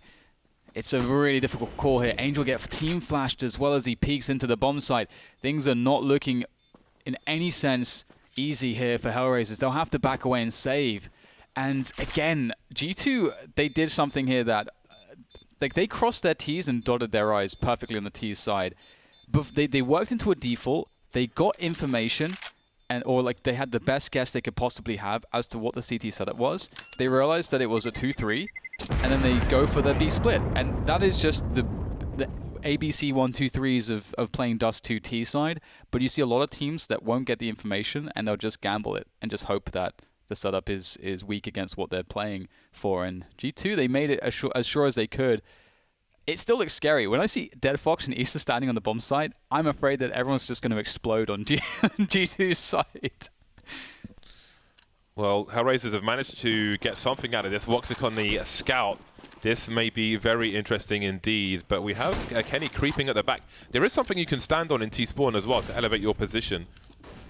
I want to say I saw Device using it, but I could be mistaken about that. But it's definitely one of the snipers did in the previous week. Bondic alone in the long area, and Woxic is a while away from him. He's a distance away, rather. That makes more sense.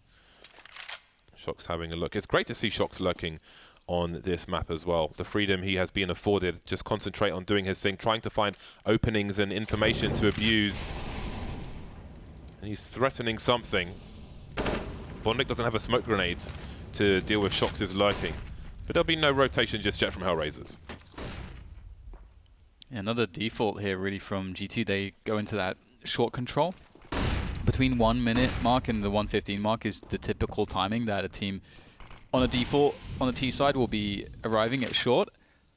And in all this time, you know, it's a very routine development of map control for the Ts, where you get information, you try to push CTs from forward positions if they have them, so they don't understand what you're doing. And so here they'll go and just throw those nades in onto CT. We can see that they're not necessarily committing straight away with them though. So, you know, they can look for a reaction here from Hellraisers. Another B split, but they're altering the timings. Angel again in this side of the smoke. So dangerous. Oh, are they really going to take this to overtime with such a bad buy? Did he run with Dead Fox? That's a two-man spray down for him. That should be the round, and overtime secured, but Shox is in a 1 versus 2. Never count him out for sure. He is absolutely the person you want in this situation. Spots one of the two players, has to get the bomb down, going for double stack. In the meantime, these CTs are charging, and he could get a 1 versus 1. He knows where both players are now. Shox, can you seriously do this? Woxic by the doors. Bondik coming through. He continues to move. Shox, look, he's 1 versus 1. Big headshot from him.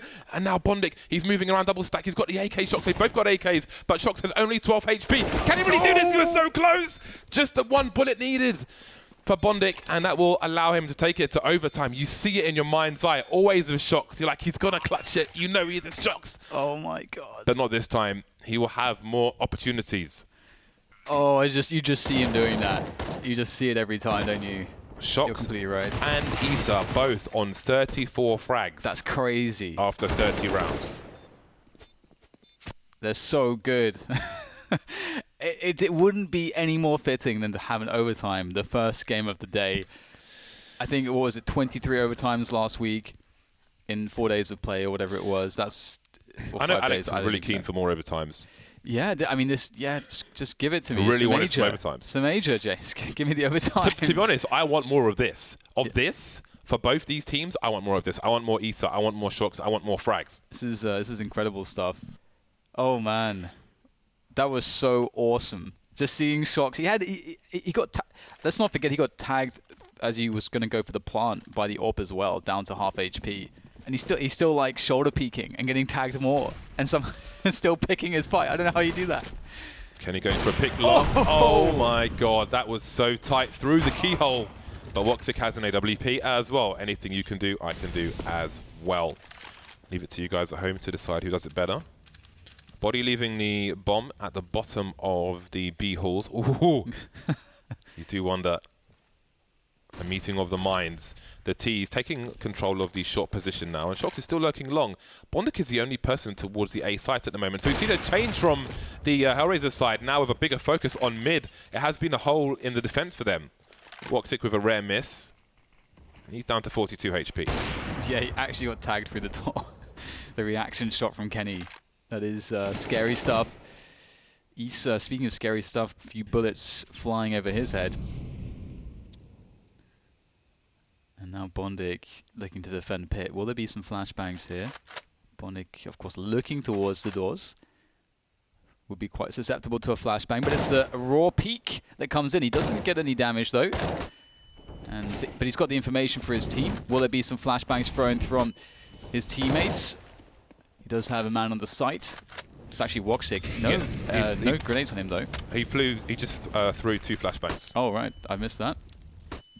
Bondik is in a lot of trouble. He's being pushed further and further back, and Woxic can't really pick anybody off to save him. Woxic has to have a big performance here. He knows it's going to be a split of the site. The Molotov's coming in to make things worse. He can't get the flick though. Body will take him down, and now Issa has to do a lot once again. They're going wide. Oh, oh no, it's not a transfer to Dead Fox. I thought that was absolutely crazy. Dead Fox, did he see the shadow there of the player? I don't know. That could have been a free frag for him. If you are... Oh, they ruined by... Oh my god. Okay then. Okay, I didn't even see the clock. I didn't even see that either. I just thought they had it. if you're standing on the ledge on short, your shadow does project to CT spawn, so you have to be careful about that.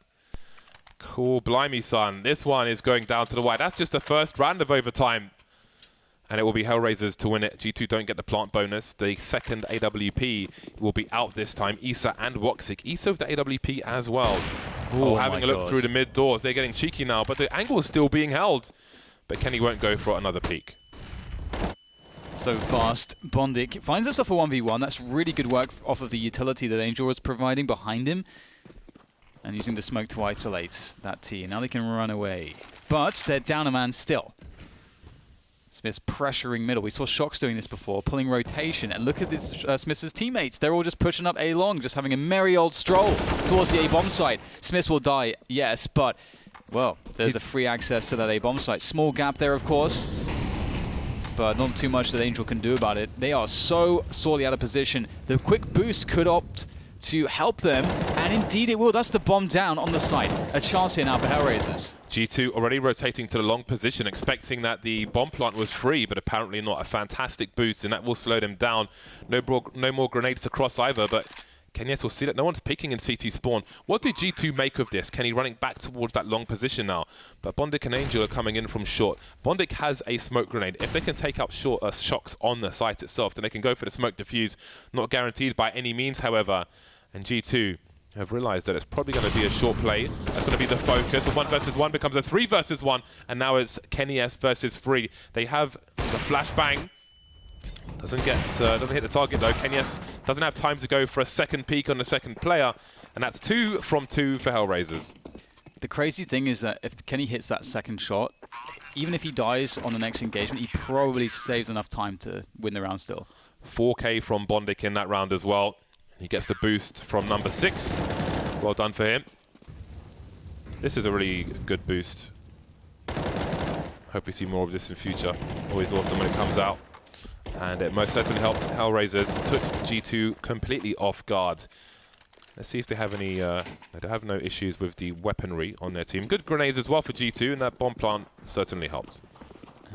And another fast pick attempt coming in here from, or even a fast take from G2 onto long, and blind is Kenny. Rattles off the shot anyway. Oh, he gets a leg as they jump back across, and Shox is good for the headshot. This is an explosive round here on long. Both teams going all in this position, committing everything. Smiths, in the meantime, again, playing shenanigans towards middle, trying to cut off rotation. He'll do just that. Although there is a creep from Dead Fox in the upper dark. He'll meet Smiths, and oh my god, Smiths, how did he get that one? My god, G2, they needed a round, and that's the way you can do it. Much needed round from G2. Mid doors have been so interesting. Also, we didn't really do a GoTV pick, but when Kenny is on a T side on multiple maps, the way you've seen him have those long picks where he peeks in the tightest angle, he's really good at knowing how to line up those angles before he takes his shot, before he peeks. The same if you see him peeking jungle from Palace on Mirage as well, he has a very similar thing where as soon as he peeks, he's on point, so someone's there, they're probably going to die. 1 round lead for Hellraisers moving into the second half. Shox on 35 frags, and Issa level once again. 35 frags for him as well. Oh, see Assistance losing some chunks out of his body. And that's a good way to start off a round. That shot is deceptively difficult, I have to say, the cross shot. Very rare you see players get it consistently. Very slow open here from Hellraisers. Really slow default so far. Slowly but surely finding their way to shorts. Perhaps paranoid of G2 and their aggression. Yeah, let's not forget G2's CT side in normal time. France won the World Cup and Smith wanted to play football in T-Spawn. So Hellraisers will make sure none of that nonsense is happening. Good catch by Sliggy there. The timing of Shox's grenade. Slightly too early. 45 seconds on the clock. Dead Fox is still just waiting outside the B-bomb site. Shox moves in that direction. So 3B and 2A. The reliable hands of Kenny S holding down that short position. Haven't really seen much for them to suggest it's an A play just yet, perhaps. We've got a smoke on short now. Kenyes moving forward, perhaps playing anti-flash. Now we've got Angel jumping into CT spawn, so it will be a split of the B bomb site, I think it's fair to say. 20 seconds on the clock. But Dead Fox is the only lurker in B, and they're not expecting 3 players here, surely. There's the first one taken out. Can G2 hold? Yeah, big frags from Miso once again, but Shox is somehow doing the damage. Almost gets himself another one, leaving Dead Fox quite weak. Oh, it's very difficult here for Body and Kenyes, but Body's going to open things up. I don't know if they can know how weak the remaining players are, but there's a fantastic argument to go for this. They have a single flashbang from Kenny. He's going to swap out for the M4 as well. Very smart decision. And oh, just in tandem, they'll get both kills. Very, very nice retake coming in from G2. And that will be the defuse. Those bursts from Shox were absolutely disgusting. They were so fast. That was amazing play. Amazing. And don't forget the changes that the developers made to reward burst fire, because that wasn't always possible to do something like that. So that was really nasty from Shox. We're just seeing glimpses, glimmers, teases of the level Shox is able to demonstrate when he is just doing his thing. This is fantastic stuff. 17 apiece. 37 frags for Shox, 37 frags for Ita. No one's giving it up just yet. Yes, incredible performances from them so far. Bonic straight out the doors, running backwards. That's the play they were talking about on the desk, just running backwards out of long, I think Threat mentioned. Doesn't get himself into the pit though, and G2, they are going to reconfigure themselves towards that short area. And G2 showed in regulation really strong defenses of the A bomb site, even though they maybe were in 5v5s and they'd given up long completely. And that was impressive. Not a lot of teams are able to do that so well as they were doing in regulation. And Hellraisers, they've got so much time now. They can expect that G2 will be occupying short at this timing, because they've taken long, they still have long, and they've got a player in pit. So if G2 aren't playing short, where are they? That's got to be a question for Hellraisers. Only Kenny here. Can he get 2 shots out of this? If he doesn't play anti-flash, can he get 2 shots? There's the first flash. Okay, there's the first shot. He will get blinded secondary, and he won't get the second flash off. Grenade shot off after all. Wow. Okay, there we go. Body on the slope now to try and hold down the A bomb site. And Molotov is there. I don't think they've seen the bomb just yet, but Smiths might have an engagement with the bomb. Woxic will take him out. That could have been crucial. That could have lost the round. And now the bomb's going towards B. What on earth do you do here? Do they just go for the chase? Woxic on the AWP. I'm not even sure how he found Shox.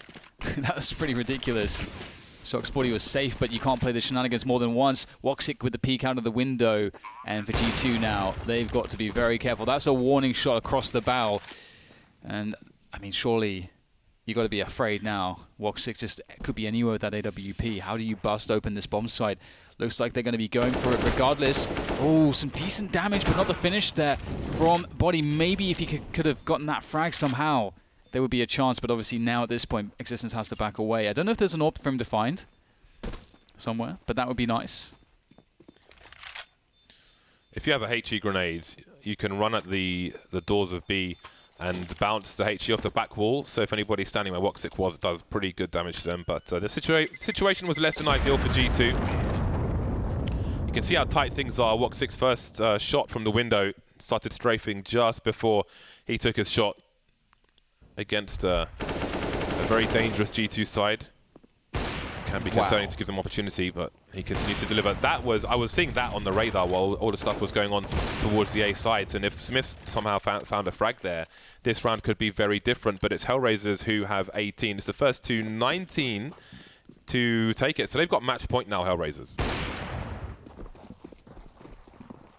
And they're going to go for that B play. It was so successful in regulation. Smiths had a body bot play before, it didn't work. He's got to make it better this time. That is way better here from Smiths. Gets the 4! He gets all 4. That is incredible. Talk about an improvement. You can't ask for more than that from Smiths.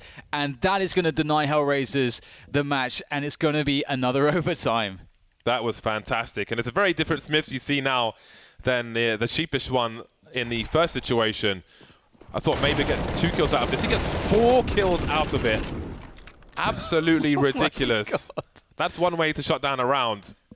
I mean, Core blimey. Do you know what's awesome about that, James? So in the previous round, Woxic just nails Shox trying to play his smoke shenanigans on the A site. Shox's play previously with that smoke ruined a round for Hellraisers. And then, of course, you know, and that was maybe like a guaranteed answer for G2. So then what was the guaranteed answer for Hellraisers was that B rush and taking down Smiths. And now Smith shows the immediate adjustment, just kills everyone. So I love that that tit for tat that we're seeing. I can see Shox twisting the headset cables. That's not good. Making them all bendy when they're nice and straight. Overtime too.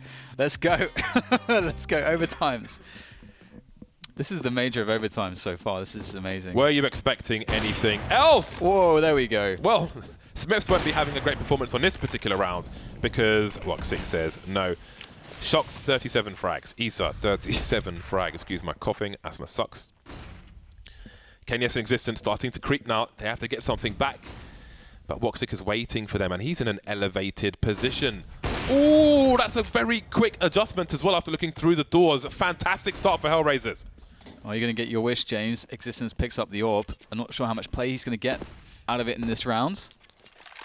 But he, at this point, can afford to do whatever he wants. They need a big risk to pay off. But look at this. Woxic it seems like he just knows. He's on the angle already. Existence gets a tag, but he's going to be down himself to 14 HP. It's looking grim now for the French. Not the start you wanted, but Hellraisers still need to win this round. They have a two-man advantage. Yes, they have significant advantage, but they haven't won the round. Shox is alone towards the B bomb site, but it's Shox, and that is a problem in itself. Existence blind, Existence eliminated, and now we've got a basically a 3+ versus 1 wherever they choose to go. 40 seconds remain. The bomb's starting to move into B apartments. Shox with an off angle. We saw his bursts from the car position inside B. I wouldn't be surprised if he got 2 frags here. Angel taken out. Does he hit Isa? He does, but Isa trades. You just wonder if Shox gets that kill, what could happen. But he picks one up as well.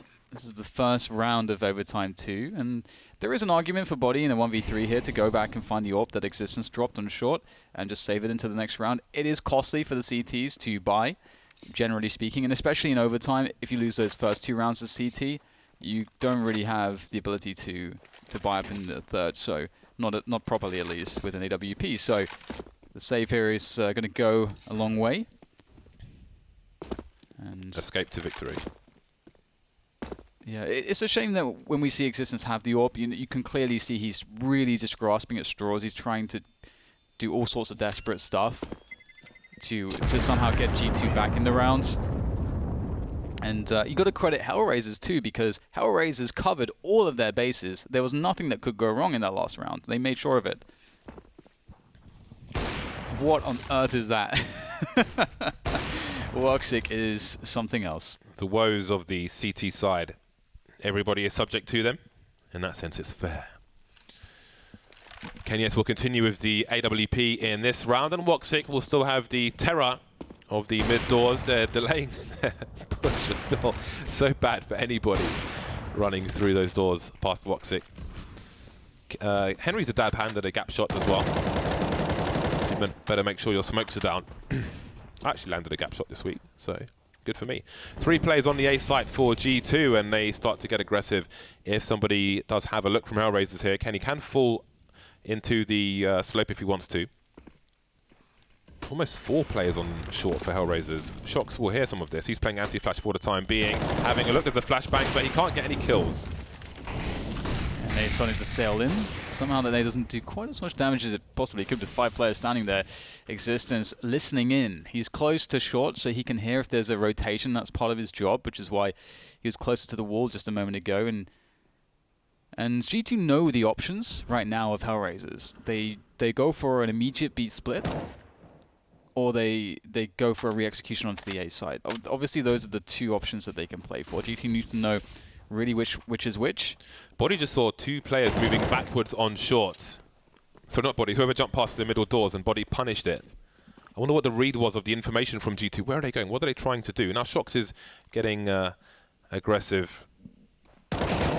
Yeah, that is Shox, not Body, so the HUD just needs a quick reset. Anyway, we've got Existence on the B bomb site on his own. Hello, Dead Fox trying to bait, not expecting Existence to be that far forward. Now, I don't know if Existence heard the other two players there, but he's heard some footsteps now, surely starting to creep out. They need to swing wide as he's delaying. He's buying time for his teammates, and they're all rotating in, but they're not needed. Existence with 2 more frags, and that will be the round for his side. Good stuff from Existence there. That was a lovely finish. G2, they're really coming to life now after having a poor go of it in the first round. Being very active. Hellraisers off the back of that default. They couldn't really feel like they could find a comfortable way, it seemed, to finish on that B split. And that again is the credits of G2. We're seeing just from Goodbye. Oh man, we're seeing from both of these teams a really high level, but they are so closely matched. And in goes Issa, pushing forwards. Looks like G2 are ready for this dart forwards, though, on the long position. And they're going to shut it down. And that's going to even things up to 4 and 4. But the damage has been done here to Hellraisers. Those nades really connecting. Big grenades. And with one player going past towards the pit as well for the CT side, it was hard for Hellraisers to continue to commit into that position. And Body, again with the aggressive plays, only good for the 1 frag, though. 2 would have been huge for the G2 team. But it was just the 1. The bomb spotted in T-spawn with 1:15 on the clock. Can't read too much into that, G2. Now, Shocked will be towards a Existence mid and Kenny SB with an AWP. So they have fair cover, but wherever they choose to engage Hellraisers, they should have a numbers advantage. And that is an issue. Woxic has full grenades top mid, so he can throw a pop flash for Angel to peek double doors. Now he's holding the angle. Would love to see the flashbang, but no. It will be a free kill for Existence, but it will be a trade for Woxic. Both players now spotted in the mid position, and G2 start to close in on them. Oh, Kenny will make it very difficult, though, and I think Shox is close enough to hear all the running here from Bondik, so he's just slowly but surely creeping up from behind. Bondik unsure if there's anyone on the side making all the noise in the world. So plenty of time here for the dynamic duo of Shox and Kenny S to shut this one down, but you never know. Bondik is very solid, and all it takes is 2 bullets, effectively. That's going to be a problem, though. Oh my god, just grenaded into oblivion. That's one way to finish it off, and G2 going to 20 rounds. I really don't think that Hellraisers had much to lose by throwing a flash through the double doors and having Angel at least have a look. Doesn't even need to go through the doors because, of course, it might not flash every position, but I mean, that would have been some audio information which maybe they didn't want to give up, but I don't know. I think there was value in it because jumping onto the Xbox, I mean, the timing was off for him, but I don't know. I mean, Woxic had 4 grenades, so I would have liked to have seen one used. And now G2 move around ahead of their opponents. Woxic will have an AWP once more. Shock's now on 40 kills, and Issa's on 38, so he's got some catching up to do. They've been neck and neck for pretty much the entire match. Yeah, it's just been, these two teams has just been inseparable, which is awesome. It's really cool to see. I mean, again, they said it on the desk, despite obviously most people picking Hellraisers, and that was just because we have more info on Hellraisers, honestly. But otherwise, the sentiment is that this match could be one of the hardest to predict and one of the closest matches today. And I think it's absolutely delivering that into the overtime too. So you can't get too much closer than that. Kenny S now looking for those gap shots. Woxic was he was pretty consistently picking people off, and that's scary. Kenny S unable to replicate Woxic's performance in that regard. And G2 again starting off with a default in this round. Dead Fox took some damage from somewhere, but I'm not quite sure where. Woxic will be towards the car on A. Bondik long. All business as usual for Hellraisers. Angel in CT. It's been great. The demonstration of game sense we've seen from Angel in some of the games last week has been fantastic to watch. One of the old heads, if you will, in Counter-Strike at the moment. Issa and Dead Fox deep in the B bomb site. And we have Smith left in a boosted position, perhaps to catch people off guard if the CTs try to go for some aggression on short. 1 minute mark for G2, and they have not had any engagements by the CTs. They're just waiting for G2 to make their play, it seems. Yeah, and for G2, they play some of these slower rounds. We'll remember that one caught us by surprise. They lost with timeout. So hopefully they don't run into that problem again. Existence opens up onto Angel. That's the CT player gone. Issa, though, ever consistent. He is dangerous. Deadfox comes out, but Issa's the one that keeps delivering. My God! 3 kills now from Issa as he continues to damage G2. And he's leaving an indelible mark on this round as it's just 1 player left after he gets 4 kills. Shox in the 1v2. You wouldn't want anybody else. Such a long rotation. Bondix the one with the flashbangs. There he goes. And now Woxic remains. AK for both players. He's convinced Woxic is coming from the doors. Having a quick look though towards... Oh! He's still alive. He's got half his health. He needs the headshot shots. Woxic, though, will be good for it. What another fantastic display of skill from Issa. 4 kills from him in a ridiculous situation. He's so good. It's crazy. And there we are. Issa and Shox both on 42 kills. Unbelievable performances from both of them. But 4 kills on that B bomb site, Issa. Such a tight angle on that first player. Always aware of potential split. Goes wide peak for the second one. Back to tunnel for the third. Gets his reload in. And still good for the fourth. Giving himself as much cover as he can. And he holds Hellraisers. He keeps them in that. There was such a long rotation. Woxic was coming out of long doors. And now Kenny S with a shot onto Issa. That's one way to stop him. Yeah, finally able to live up to Woxic. Standard. Getting a lot of kills through the gap. Very impressive indeed. That was a perfect round to be split, but you just don't expect that one guy to 1v4 you. So I love this. You know, you feel that situation where you lose a player early, you want to take a risk, trying to take some control of Dark. That's going to eliminate exactly what G2 are up to. They know it has to be an A play at this point, but can they stop it? It's still going to be very strong, this push into the bomb site from G2. Deadfox will be left in the lower tunnel position. Smith's top mid for now. Woxic's been picked off though, all the way. That was really far away. That's got to be frustrating, and that's surely the round for G2. 5 versus 1. And Hellraisers, they won't survive with any players in that round. How on earth did Woxic get taken out there? He was rotating down the slope from B. He was a really key player on that rotation. Beautiful. That's got to be really frustrating for the side. Body delivering from on A. And the look from Smiths. Vintage stuff.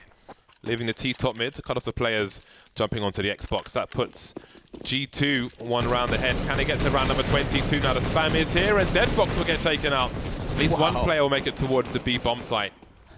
Such is the nature of the T rounds, and it's G2 at match point now. I can't believe it. The auto sniper gets the kill. That's crazy. You just don't ever see it, the auto sniper come out. That's some dust to you. No one deserves to lose this match. Shenanigans for you. Yeah, it's crazy. It's how close this game has been. I can't believe it. Issa's been such an incredible anchor on that B bomb site. It's been so fun to watch him playing those positions. G2 with all the advantages here. A 5v4, over a minute to play the 5v4 with. It's Hellraisers who are in desperation. They have a setup on the short position. They could live and die by this. This setup won them around before. Can it do it again now as Woxic gets flashed this time? He picks up 1, but it's just 1. He has to fall back and away from the position, and they know that he's lurking around there with the AWP. Angel delivering a kill in mid, looking for more, but Kenny will punish him for doing so. And now where do G2 choose to go? Avoiding Woxic may be part of the plan. They have just under a minute on the clock here, and Kenyes and Smiths are rotating towards long, so it will be a split attempt of the A bomb site. There is a smoke on short at the moment, and Woxic's in CT spawn. Body on shorts itself, so it's going to be a 2 versus 3. Woxic and Issa though, would you ask for any other players? And that flashbang may concede Woxic's position, and his timing has to be perfect. Trying to use what might be a smoke for the T's, but the smoke didn't come fast enough, and he felt vulnerable. Going down the slope, going back up again. Does he realize that the short player is on the site, moving into the smoke? Body saw him just in time, and now Issa is alone in the 1 versus 3. He's done some disgusting things in this game, but this surely has to be the ultimate test for this match for Issa. Horribly difficult 1v3 retake. Picks up the AK. He's against an AWP and 2 AKs. The 1-taps have to be with him absolutely in this situation. The incendiary to try. Oh my god, that is an amazing start, but it will come to a close very quickly. And G2 edge it out in overtime too. What an incredibly hard-fought game by both teams. We saw a level, I think, for me personally, I didn't expect from both teams. Yeah, we saw the surprise from G2 that we were looking for, but that was a fantastic game of Dust 2. I thoroughly enjoyed watching that. We saw humongous performances from the likes of Shox, from the likes of Smiths as well, with the information play that he was kind of picking up for Shox when he was making those plays through mid. And of course, Issa having a ridiculous performance as well. There's so much value in that game of Dust 2. Yeah, that was really insane. That was the best Dust 2 game I've seen in maybe the new Dust 2, actually. I really enjoyed that. Oh, wow. It's just, I don't even know where to start with it. And I can't wait to hear what the analysts make of it as well, because considering that there were so little data from G2, and now we have ample data at least of their Dust 2, and we got to see, for me, Hellraisers, that their level is better than it was last week, honestly. Absolutely. And we have to not forget the plays in the first 5 rounds from G2 on their CT side. The aggression, charging up mid, charging through B tunnels, being in T spawn basically. That is awesome to see from G2, and that's scary for the other teams that G2 will be playing as this tournament continues. All right, well, seems like Parla is ready down on the gaming floor with G2. Take it away. Thank you so much, Dan. Niak, I won't interrupt you. I'll head over to Kenny. First things first, was Dust 2 the map you expected to end up on?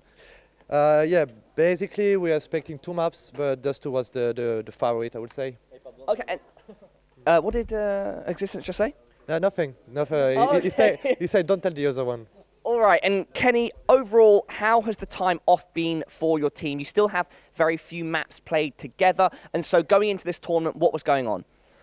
So basically, we didn't attend much tournaments for a month, so we got the chance to practice a lot. Everything has been super productive, and we are happy about what we did and proud of ourselves.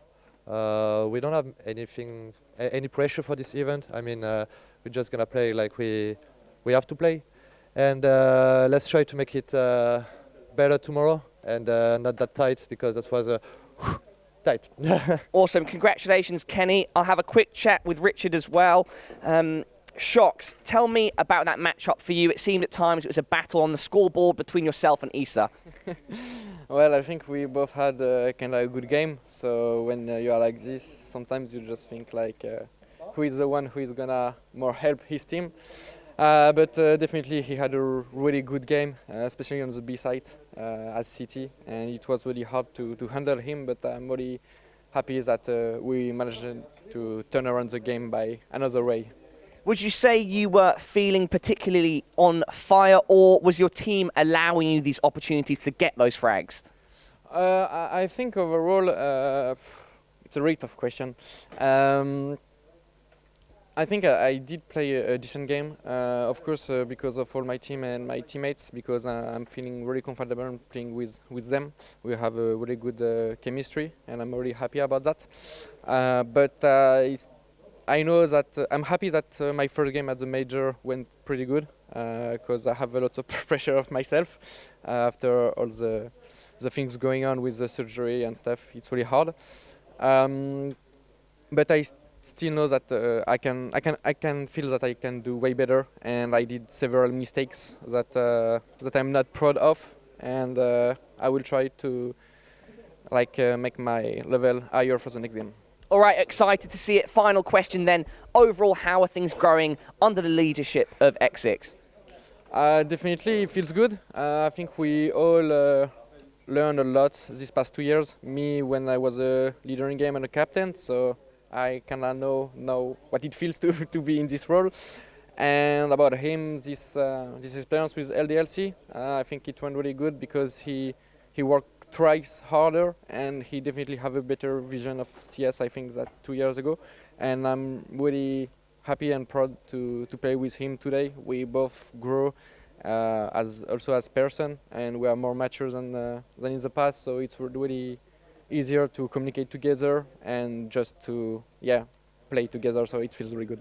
Fantastic, very calculated, measured words from yourself. A humble man, always shocked. Would you like to say anything to all the people watching at home?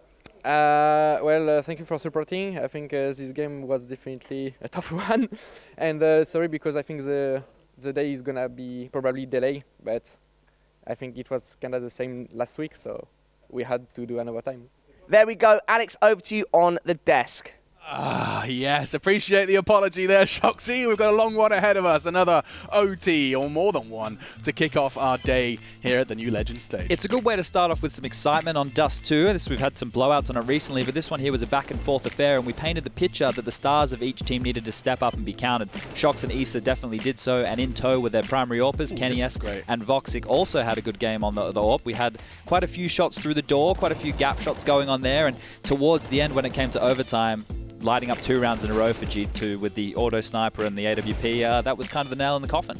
Yeah, and as we talked about before the game, there was no challenges in the middle from the CT side. They always threw that smoke to get the secure pass to B, but still the T's managed to get, I think I counted 6 kills through double doors. Yeah, interesting as well, noticing that they're still using those double HEs on the CT side to cross, at least that was the French, and you can, didn't notice that one from Kenny's perspective when we saw it live, and yeah, a real all-round ball-breaking game. This really did keep going back and forth. A lot of credit given to Issa from Hellraisers, and rightfully so. The guy rocks none other than 100 ADR coming into this one and holding that B site like no one else. That was the first round there, that highlight that Smiths actually stopped the B defense. In the first half, when Hellraisers hit B, the 4 out of 5 rounds they won were on that B bomb site. So the fact that they could put so much pressure on Existence and Smiths and take advantage of them, you know, not necessarily being the biggest fraggers in the world, is something that G2 has to look at, because other teams will be opting to exploit that as they go forward. Yeah. But Existence likes to, I guess, alleviate that pressure by calling different rounds, right? Maybe you could do, he didn't really do the 2-1-2 a lot, but you can have, you know, stacks over towards that site. You can do aggression elsewhere on the map.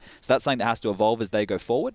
Yeah, they did way too much 3-2 with 3 people on A, 2 guys deep on B, and you could clearly see how Hellraisers punished that. The only round they actually won was when, as you said, Smiths got 4 people, and I think 2 of them were through the smoke. Yeah, he got a bit lucky in that regard. Sure, certainly. But I think what we wanted to know from this one when we came into this was we haven't really seen too much from G2 in the coming 3 months. You know, they have not attended events past DreamHack Open Valencia, and so there was a lot of a big gap where we wanted to see what form they're at, what map pool looks like, and I think we've learned at least a little bit about their Dust too. They've just kind of that one way. Can we talk about these smokes? We do have it in the clip coming up, but hopefully that's not all they have, right? They had a more different approach in how they like to, I guess, deal with long. They didn't feel the need to hold on to it all the time, and that one-way smoke was a huge element in that. There's a couple of problems for me in the sense of G2 coming out of this. They had the baptism of fire with ECS and ESO1 Cologne. That's really a rough start. Yeah. Then moving into Valencia, it kind of felt a little bit flat. So they've had a lot of time to practice here, but if that's the mid-round decision-making for me was the issue.